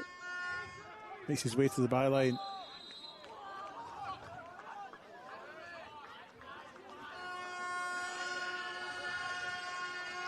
Jets have Cove have a free kick. It was a little bit hard to work out there initially. And they have taken the ball back to an earlier point as well. I thought if it was the challenge where it actually landed, I was a little bit confused, but it looks like it was something a little bit. Yep, must have been an earlier infringement that we both missed. Maybe a last chance here.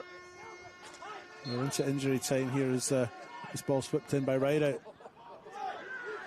Breaks the Nagata. Gets his shot in, but not particularly well struck.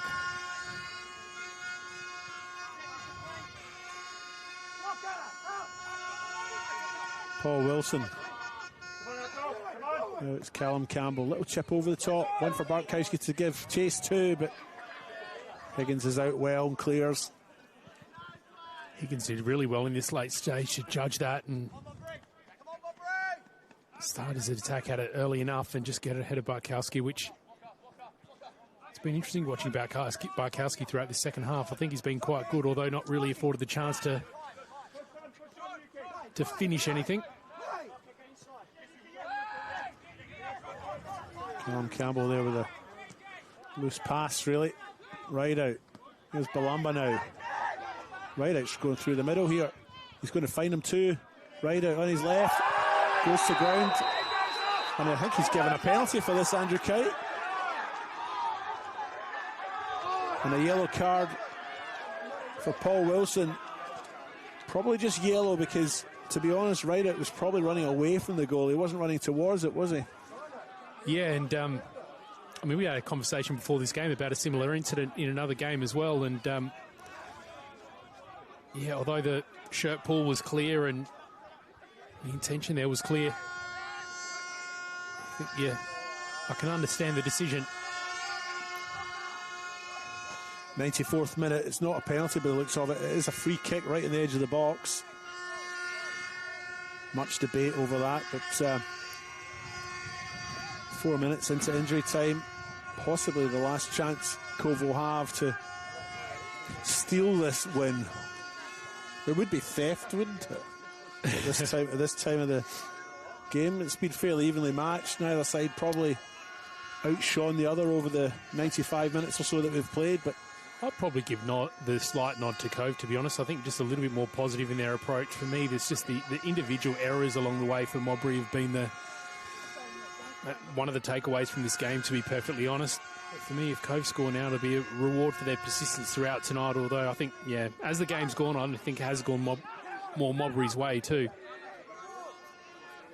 And it looks like Alex Rideout will maybe just roll this one out for Jonathan Rideout, and he's done it. Rideout hits it, and that's gone into the fifth pitch on the far side, into the darkness that one goes. Wasted opportunity, really. You could argue that they needed to get that on target at least. think we're really just continuing what's been happening all game too. It's more of the same, to be honest.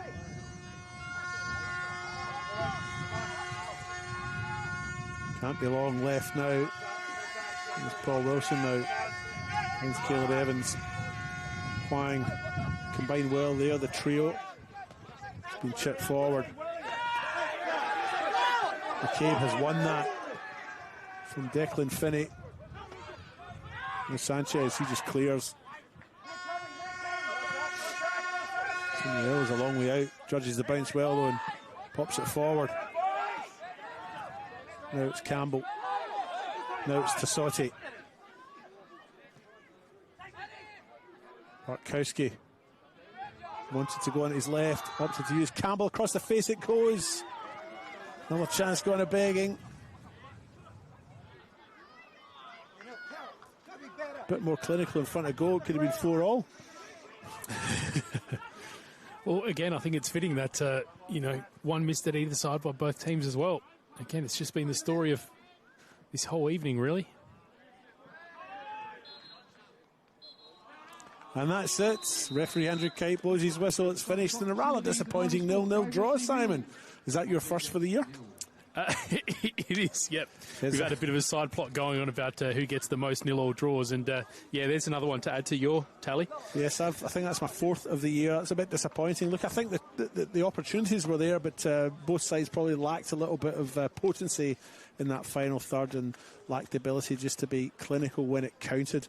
It has finished 0-0 on the One World LED and Sportal scoreboard in this catch-up game between the home side, the Cove FC, and the visitors, Modbury Jets. I've been your host, David Grant. You've been my co-host, Simon Jimenez. Well done.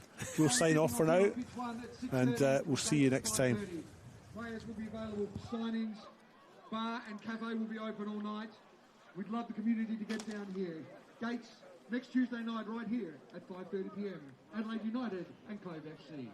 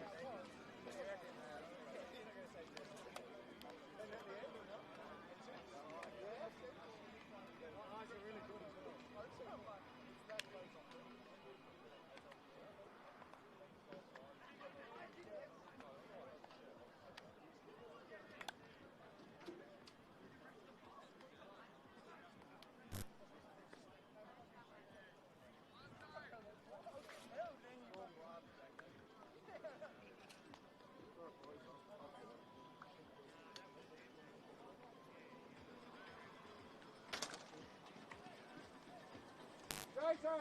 JJ!